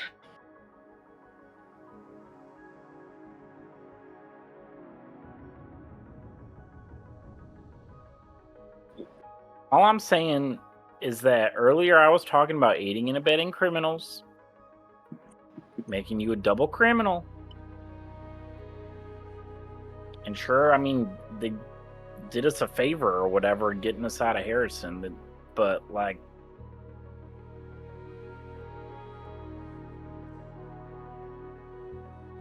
me? I mean, like, they may not be perfect. They're definitely not angels, but kind of shrugs. I think the universe would be a much better spot if certain super weapon didn't get out. Super weapon? Oh, I didn't tell you about that yet, did I? No. Oops. No. Yeah, Sigurd's gonna look at you, kind of confused. Sorry, we gotta talk. Sigurd's now gonna look at the rest of the table who's here, which is, I think, just Clem and Milo. Do they look like they know what's going on? Nope. Come here, super weapon, but is immediately leaning in because they are now incredibly curious. Wait. Did I not mention all of this? Wait, hold on. Not to Sigurd. To Sigurd, I know I didn't, but to the rest of them, I did. I don't remember. It was before we got high. I don't remember if you told anyone else. I know for sure Nil knows. Yeah, I don't remember the exact. I think we like Nil and Isaac were having a brief kind of like catch up heart to heart after that initial meeting with Morningstar Izzy, and then Nil was like, "Oh, we're gonna have to tell Sigurd this somehow," and that was what kind of caused that little rift.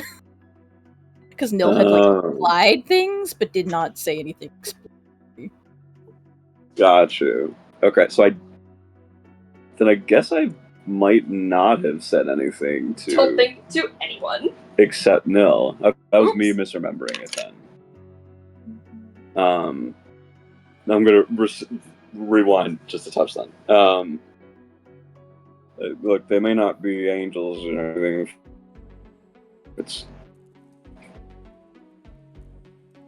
can't be all that bad. Out of the Harrison Armory, for fuck's sake. Got Team Slime out of it. Maybe there's more there. Maybe they were just real interested in us. Interested in y'all. Cut that out. They were interested in us as a team.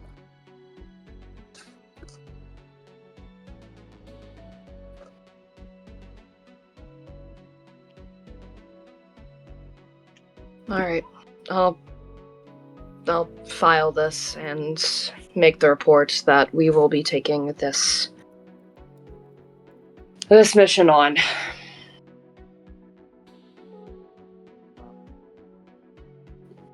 I'm noticing a severe lack of Nil today, so if someone could let them know that we have something,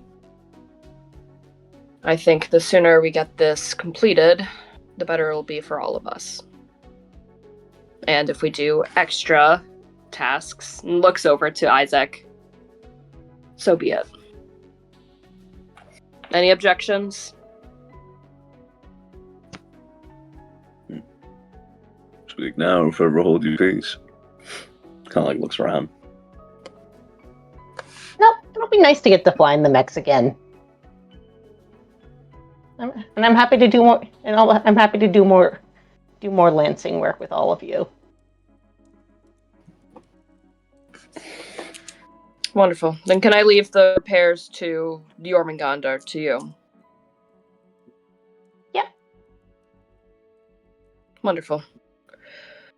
Then I will get this filed away if one of you two, and he's going to point to Milo and Isaac, if one of you could let Nil know what at least we plan to do. If they would like to join us, wonderful. If not, understandable.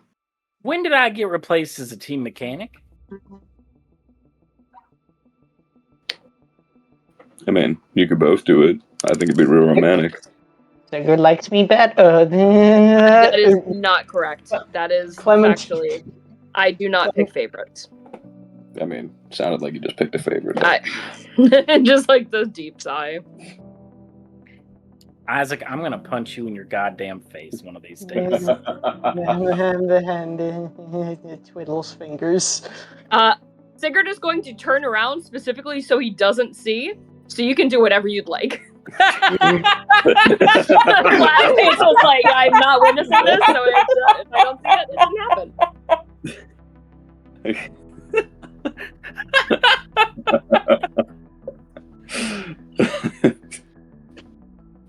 All right, let him have it.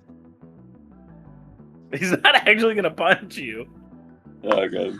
He wants to punch you, but he's not going to.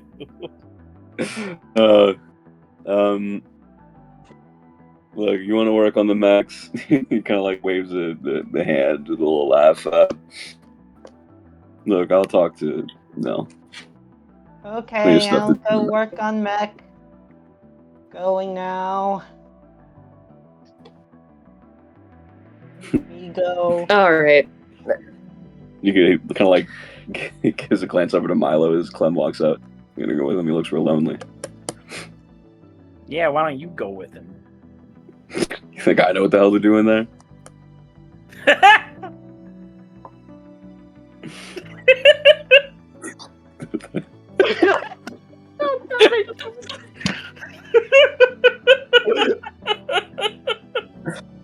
God.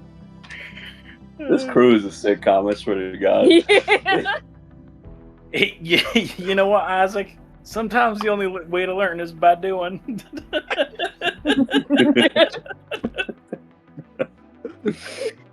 Incorrigible. Simply incorrigible. Yeah. Yep. And he just rolls Up his and eyes. at him, come on, chop chop. All right, then you go get the hot shot. Then there he goes, going after Clem. Wait, you're going after Clem? Go find Nil, Milo. Go find Nil. Go Sniff on, him Milo. out. I'll go. I don't mind.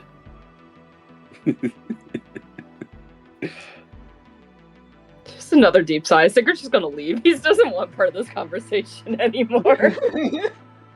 This is too much. He has paperwork to do. God damn, diamond ordnance, more like diamond horniness over there with Isaac.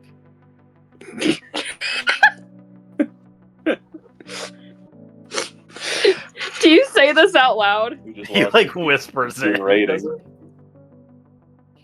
If you do say that out loud, like right as Sigurd's leaving, he like kind of stops, turns to you, nods his head, and just continues leaving.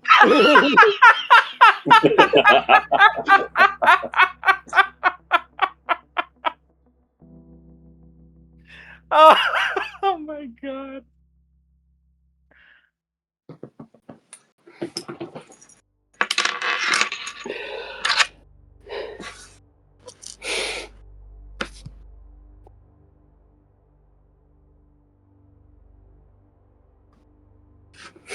And yeah, I guess Isaac will do a little hand wave as he goes off to go help Clem with building mechs.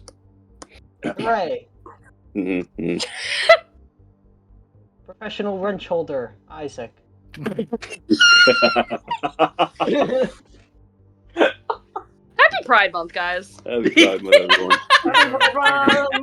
Tighten some bolts. I'm not saying that. Cursed. I'm not saying that. Happy Pride Month. Happy Pride. There's got to be like a House Diamond Ordnance calendar in a shop somewhere. God. Make them. True. I should do little pride doodles again. I haven't done those in a long time. Yeah. Milo in overalls, trying to stand sexy. Hell yeah. Milo, you were trying to find Nil. I guess.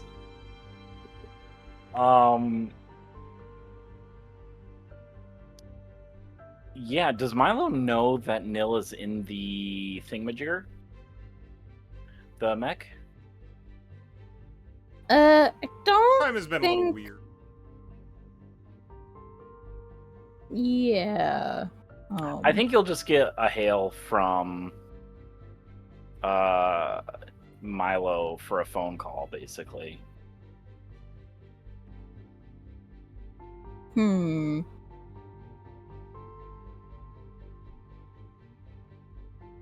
I think what happens is you functionally get like a like this user is not currently accepting calls, something to that effect. The like marked busy. What in the goddamn is he busy with? Alright, well then we text him. And he will try to text you to get a hold of you. And be like, hey, the crew has made a decision and I wanted to inform you of it. Where are you at? That does go through. Gets marked as red. And then there's kind of like the off and on type, like the dots. And then eventually, what you get back is just like, I'm trying to think of just like, it's like, okay, but like 14 Ks in a row with various like capitalization, then just like a bunch of meaningless like punctuation, like a period with a comma thrown in the middle. And then just in Latro, but also with a bunch of like errors and weird, like seemingly accidental inputs. Ah, shit.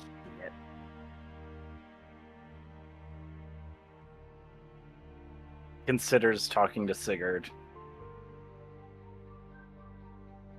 Considers differently. Just walks to Latro. Neil, open up, buddy. Hmm.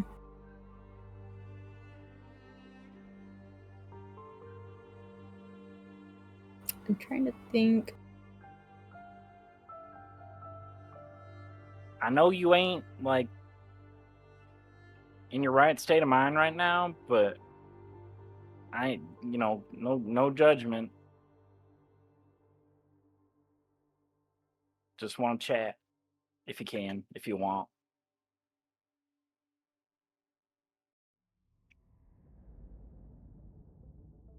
I think there's like a long pause, and then eventually you can just hear Latro's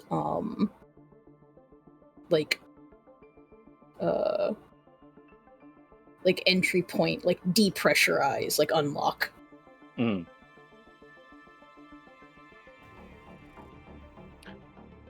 Oh, here we go.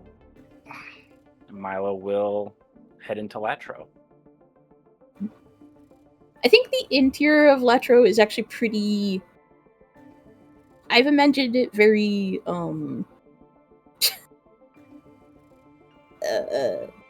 claustrophobic, frankly. Like, it doesn't have that one perk where it's like you can have multiple people, and it's like, nope, it's really kind of meant for only the one person. But it has like the teeniest bit of floor room. Nils just like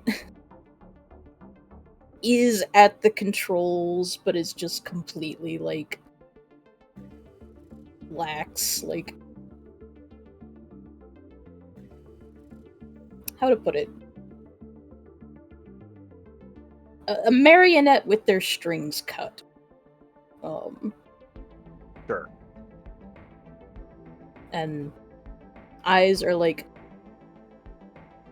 open, half lidded. There's the slight glow from the augmentations, but they kind of like flicker, and it's clear that like even in the dim lighting, like their pupils are like huge. Yeah.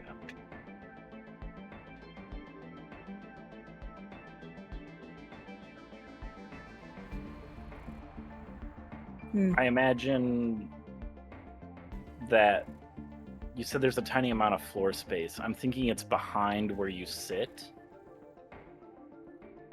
Is what I'm seeing in my mind's eye. So I feel like Milo has just enough space to like sit down, but with his knees kind of pressed against his chest. So he's just kind of like huddled in on himself, and he's just sitting there. Or he takes a seat there, rather, like that.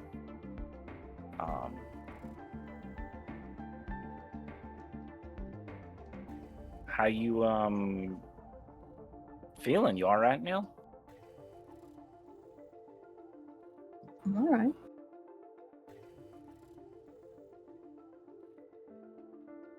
You got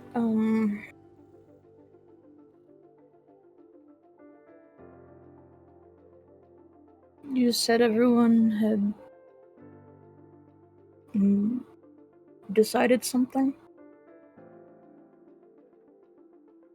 Yeah, Sigurd went ahead and looked into jobs, essentially, for us to do, and is going to be putting together I don't know what the right word is, honestly, but application or whatever to be our own mercenary lance. And we found a job protecting a cheese peddler, of all things.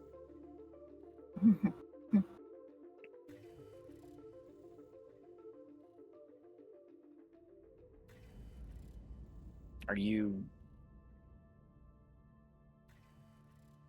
interested in being in a mercenary lance with us, or doing the job, or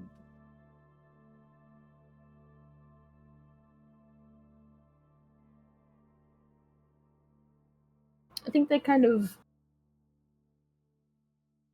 blink a few times as if to try to gather their thoughts, but it's clear that, like you said, they're not all there.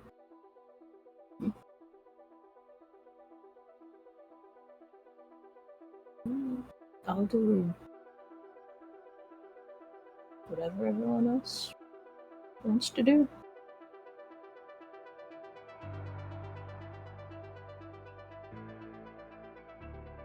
right on? Just say when and I'll be ready.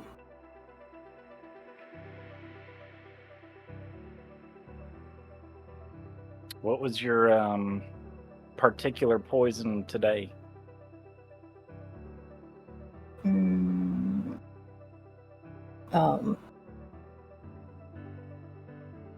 I think they kind of look around for a moment, like as if like where and then there's just like a bottle that's like just rolled into like the a crevice of all the like computer terminals and various machinery of the bay, and then they just kind of like shrug, whatever that says. I don't remember. Is it within my reach? Yeah, probably. I'll pick it up. What's it say? Probably some kind of downer. I don't have like a specific like. It probably describes itself as like a painkiller. Gotcha.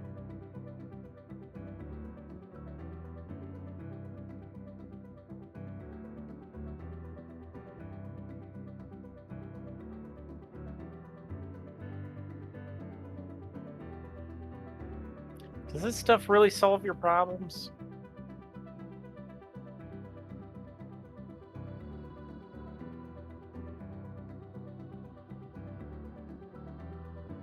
Doubt it.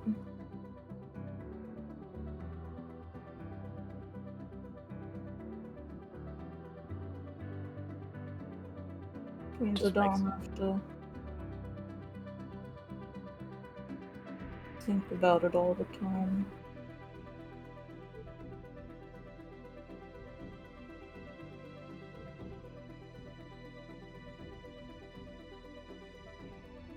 Yeah, that sounds kind of nice. I feel like I think about it way too much. I feel like it's kind of the only thing I can think about.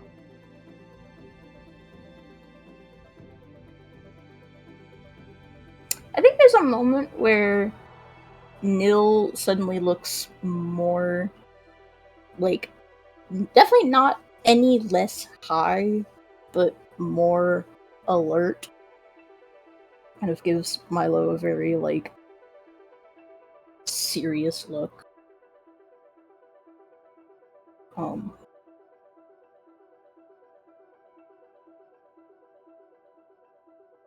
Don't start.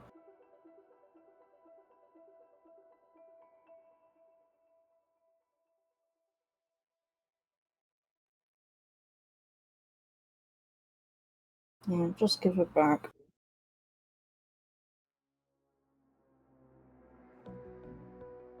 Well, there ain't nothing in here, I'm sad to say for you.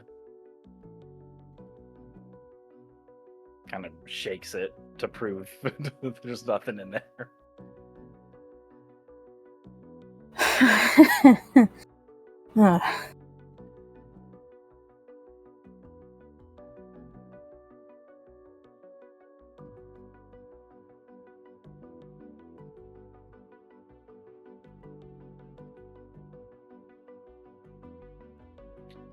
I guess all I'll say is this, Neil. There ain't nobody here who knows exactly what you're feeling.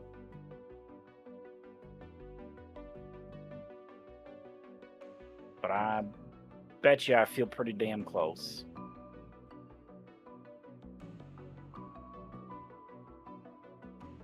You ever want to talk about it, you just come find me. Might do you a hell lot more good than this shit.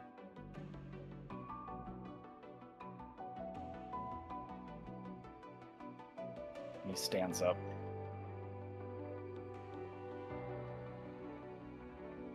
And gives you a second to say anything you want to say before he leaves. You're probably gonna tell the others, right?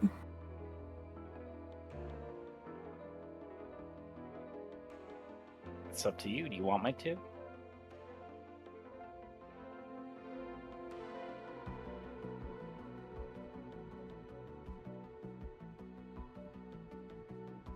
Is it fucking stupid that I don't want you to tell Sigurd?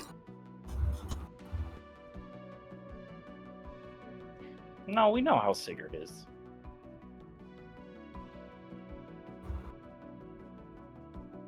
And I don't mean that in a bad way, but I can already tell. Well, not even that I can tell. You made it pretty obvious you don't want nobody's help right now. He already doesn't like me much right now. I kind of doubt that.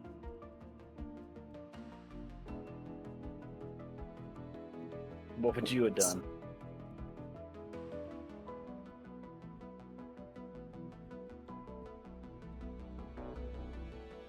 I think it's Nil's turn to kind of curl up on themselves a little bit.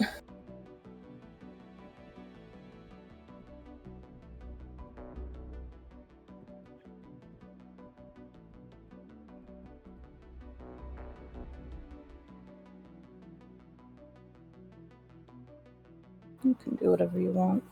Say whatever you want.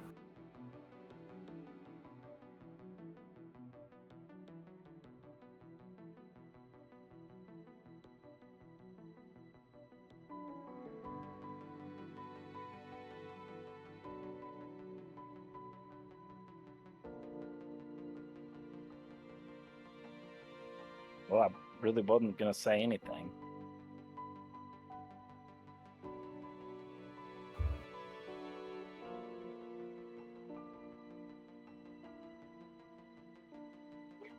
At least not yet. Make a habit of it, and then I might have to. But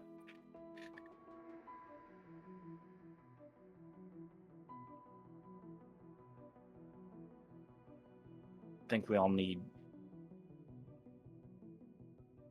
one good night to escape it. Whatever it is.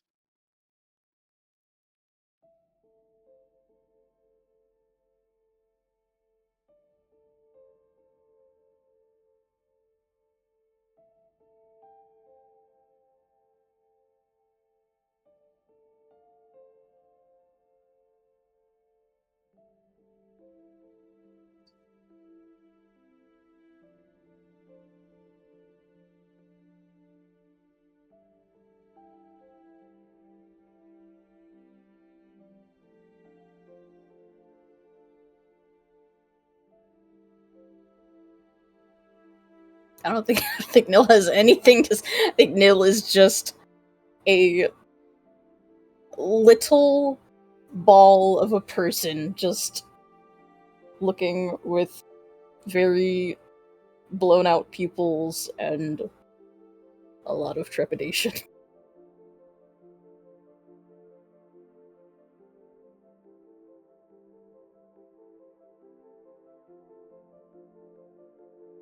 Well, that's not a bad place to call it. Ugh. Kind of a bad. Wolf. You're gonna have But to you know, weld watch your hell yeah. Dactus shut. What Ouch. the fuck? Damn, maybe I should No. have gone. What the fuck? Neil Why? feels useless and bad, and you don't know what to do with themselves. Yeah. It's just like me for real. I love I was so mentally prepared for Isaac to come, and then you just had that one interaction and totally flipped. Yeah, literally completely, which is so funny. Kind of love that. Tabletop RPGs, yeah. friends, crazy. Oh my god. There have been so many times where I feel like I'm setting something up and then other people just totally like swerve. I thought that was still good though. Oh, I yeah, like no, that. It was good. It was good. I love That was it. really liked good. that exchange. Yeah. God damn, what a session. That was really fun. I'm so glad we got Yeah. to play. Made it work. I'm I'm so glad we're back. Yeah. Oh my god. Hopefully it will Alright. be easier for everyone down the road. Yeah. Hoping for... Tech problems notwithstanding, and also it's fucking hot as hell. Let's speedrun Stars Yeah. and Wishes slightly. I'll go first because I know I blab, so I'll keep it short. Real. So many good conversations. Again, folks taking charge of the thing. I really liked Morningstar and Sigurd's conversation. I think that was Yeah. fun. I really liked the. I did not expect to be playing Gadriel as much as I am. Very funny. I love Gadriel. Gadriel's so fun. Gadriel. So fun to play. Gabriel. Deciding mid-sentence that Marceline Frost is a Midwest mom voice. Very funny too. Wishes. I love great job. Like okay, cool. Yeah, we've got a mission to go on. Like flexible timeline for sure, but we've got a mission to go on. We've got a location. We've got a side quest. We've got a real reason for the mission. We've got funny cheesemongers who you are protecting. Yep. Like that's great. I love all of that. That's our And- first mission. Yeah. Probably. Officially. First- I mean, when you're filing the paperwork, your Lance is going to need a name. Your mercenary company is going to need at least an abbreviation. You can backronym it later if you want to. You know. We'll have to make a decision about that. Will be fun. And you shouldn't use House Diamond Ordinance or Harrison will find you immediately. But that would be Just really like- funny. Just like as a frontline tip, that would be no, if you tell that to literally Home anyone Zirconium. at Well, that becomes any facts. member of the Fallen, they will be like, you will be shot immediately. Yeah, it's my Stars and Wishes. I'm really looking forward to that. Up next is Eli. Oh no! Okay, I had a lot of fun. I like playing Clementine. I like being able to make stupid stuff and do stupid stuff with Clementine, and I got to do stupid stuff. I appreciate that I was allowed to just say I made a plasma thrower on the fly and immediately make a problem of myself. I like being. Let's see. That Neil is falling back into their once again relapsing. I do like that. Although It just made sense to me. It just made sense. Although it makes me worried that we're gonna have another away mission where Neil is in withdrawal. That's one worry. You're gonna have to do that again. I was already traumatizing enough the first time. The line from Milo, "Don't make a habit of it," and it's just like, I'm oh not gonna buddy, have fight oh with buddy, habits. I got bad news. Yeah, it's just like I appreciate the sentiment, but man, the words don't stop the chemical dependency from happening. This is the habit. Yeah, but also like he doesn't know any Exactly. better. Exactly. Yeah, no, it was a sweet sentiment coming from Milo, but I do just love the interiority of Nil being like, like, bro, dude. Also, Star of just the the the unregulated, unsupervised pharmacy in general. That's just having that as a star. That's just a very good bit of setting, especially for Nil in general. Mm-hmm. I love Gadriel and just the general description of the workshop in general, of having a million different workarounds to malfunctioning hardware. It just rings of like, I don't have enough money to replace this, so I am just going to make notes of every single little physical workaround I can make with this one specific piece of machinery, so I can still do what I'm doing and not have to worry about getting the resources to repair it. I do like that. It brings a lot of personality to the location. I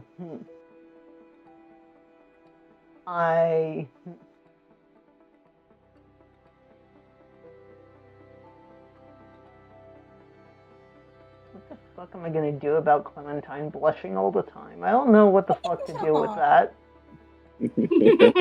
Bastard, that's okay. That probably doesn't either. But Yeah. whatever feels right in the moment. Yeah. But no, I appreciate that. Happy Pride Month, everybody. Yay!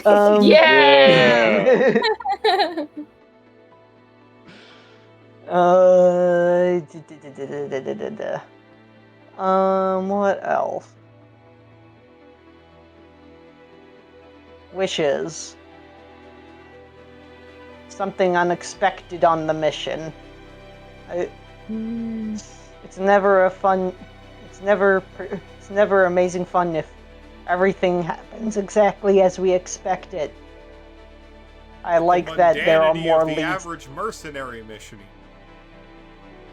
I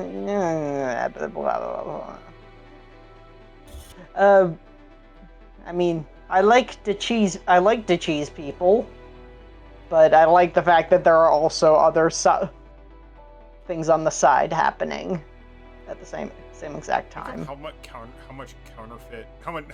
That wouldn't be counterfeit. How much stolen cheese? How much fenced cheese is being sold in that sector? True. There are drugs in the cheese. Hey.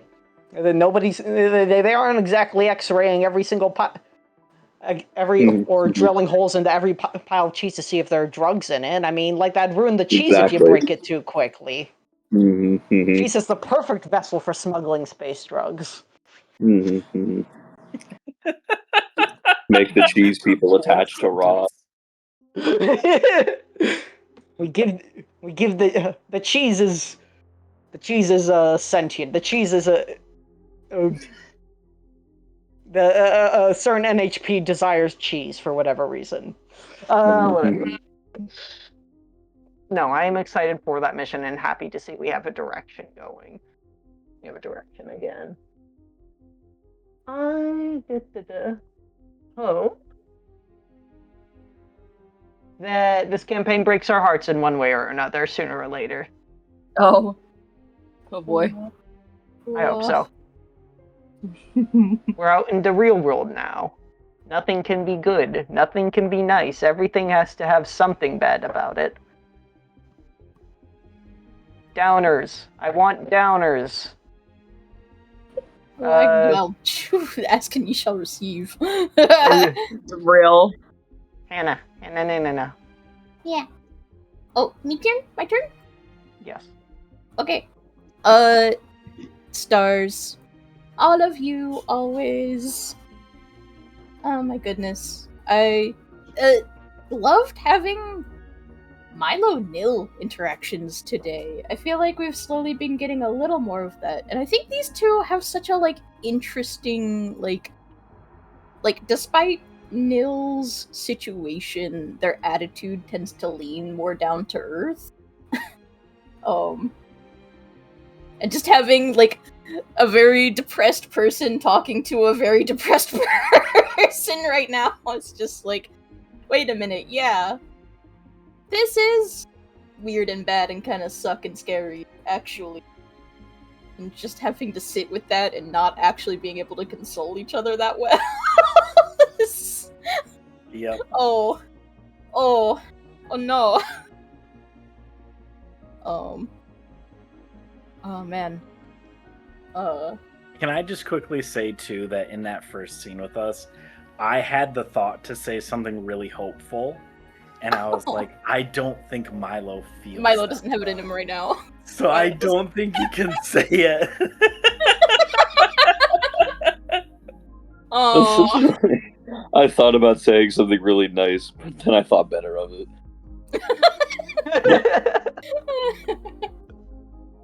Oh man.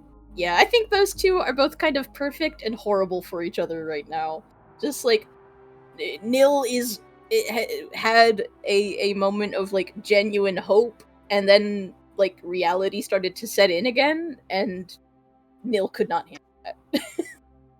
Oh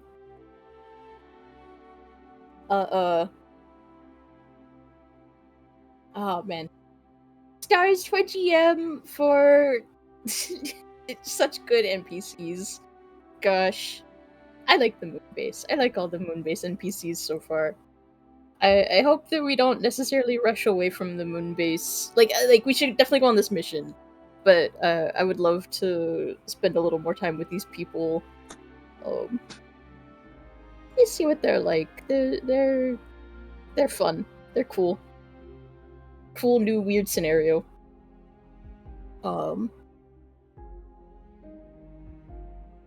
my gosh, wishes. I think my only wishes right now is even excited to go on mission. I need to do a bunch of work before we go on mission. I need to remember to actually we work on Latro 2.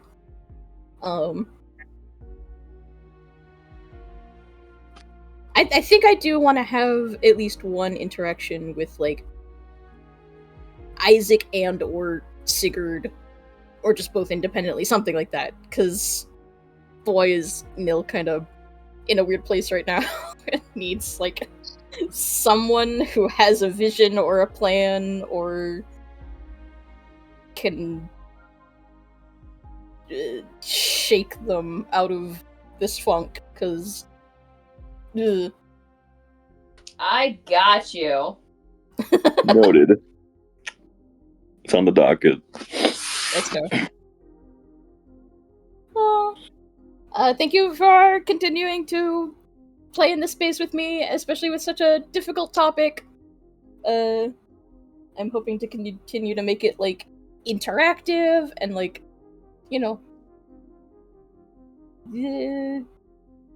I love you all. It's interesting to get to play a character like this. Those are my stars and wishes. Oh.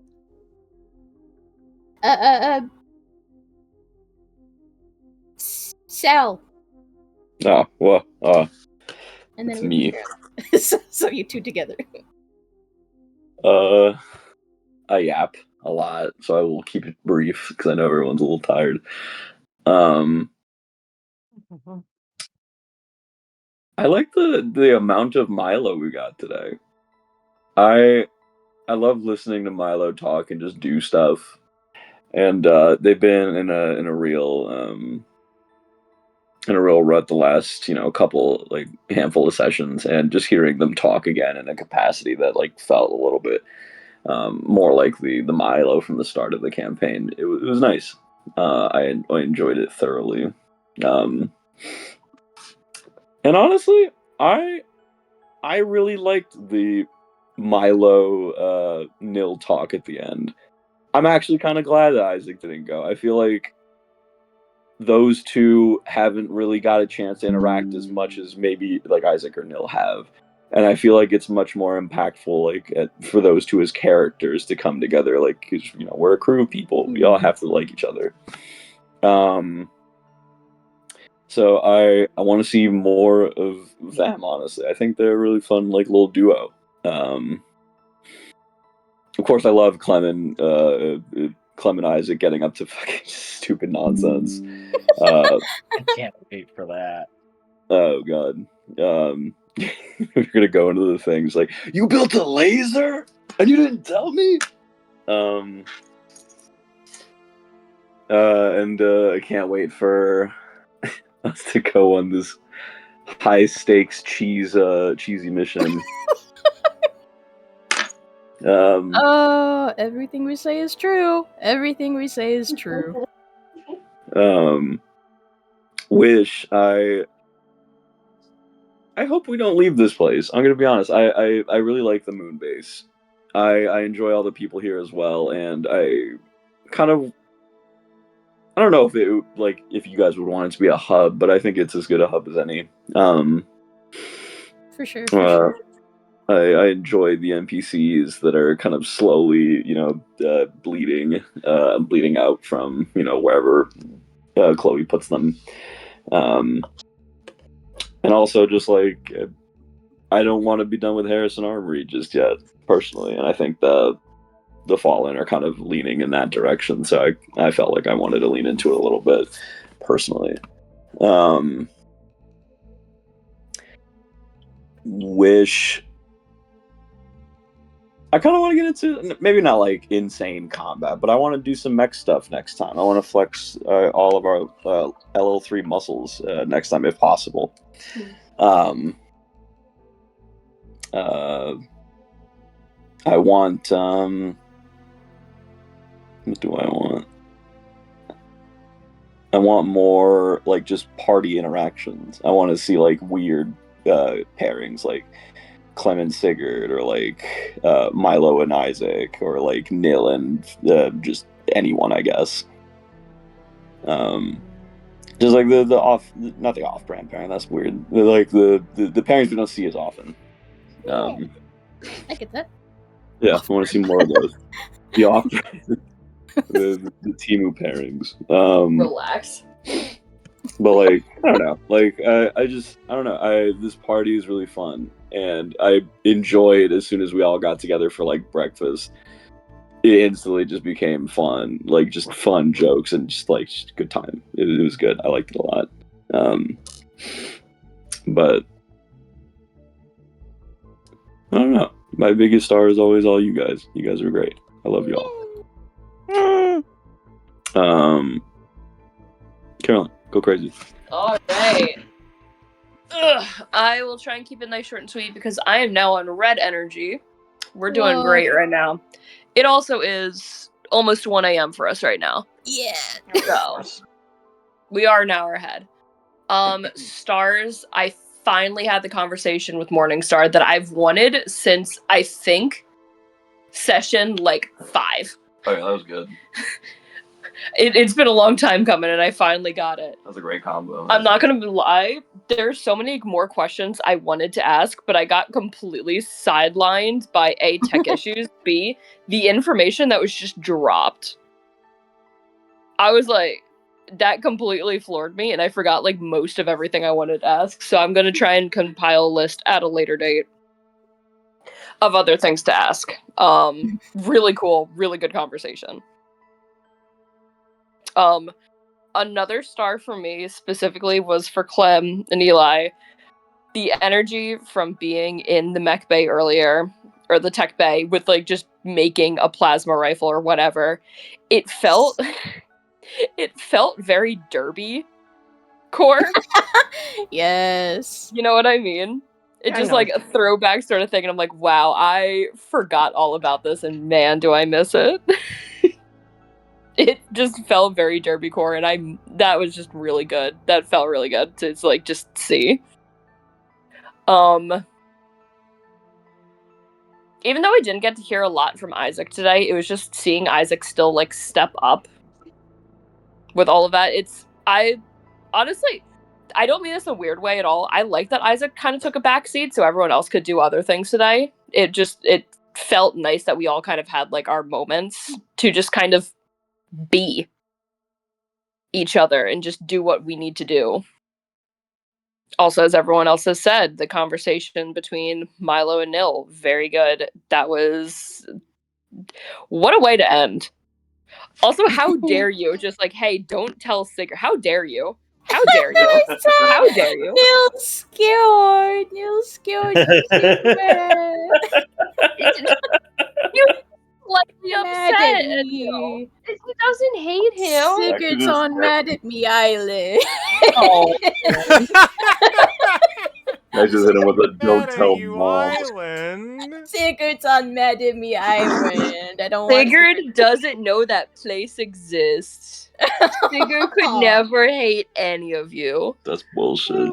That is exactly true. He is incapable of hating any of you. Milo said, I'm gonna punch this guy, and you turned around. That's not him hating.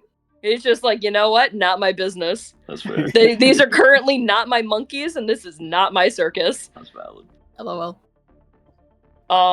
So yeah, very good. Very, very good. Wishes. I want to play more Lancer. I missed you guys. Yeah. I miss this group a lot, and dang. Just dang. I'm very, very excited for more. I do want to go on this mission, and I would like to get even in like a low stakes combat sort of thing with whatever, just to see what everyone's LL3s are, because I completely changed my mech. Well, not completely, but very heavily changed my mech. So I want to see how that works.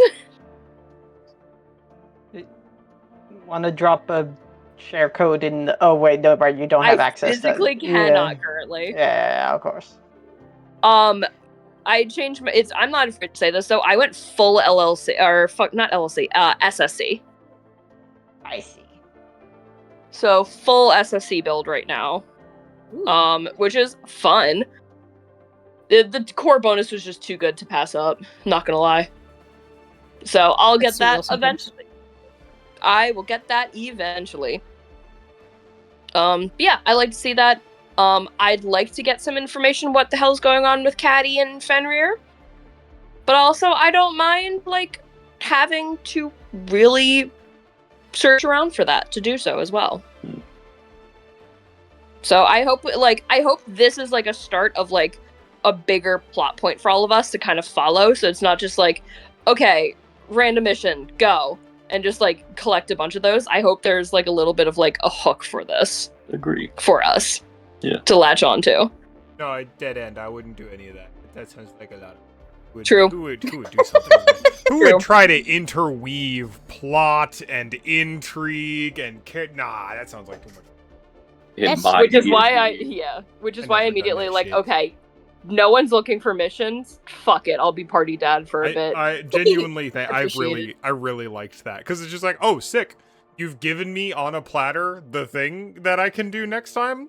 Yeah, sick. Absolutely. I already like, ooh, here's a novel idea I could interweave into this individual combat, and that you were, and then Isaac specifically going like, okay, but I picked the missions that were close to the thing that I care about. It's just like, you handed me a plot beat and a side objective on a silver platter. I didn't have to do any of that shit.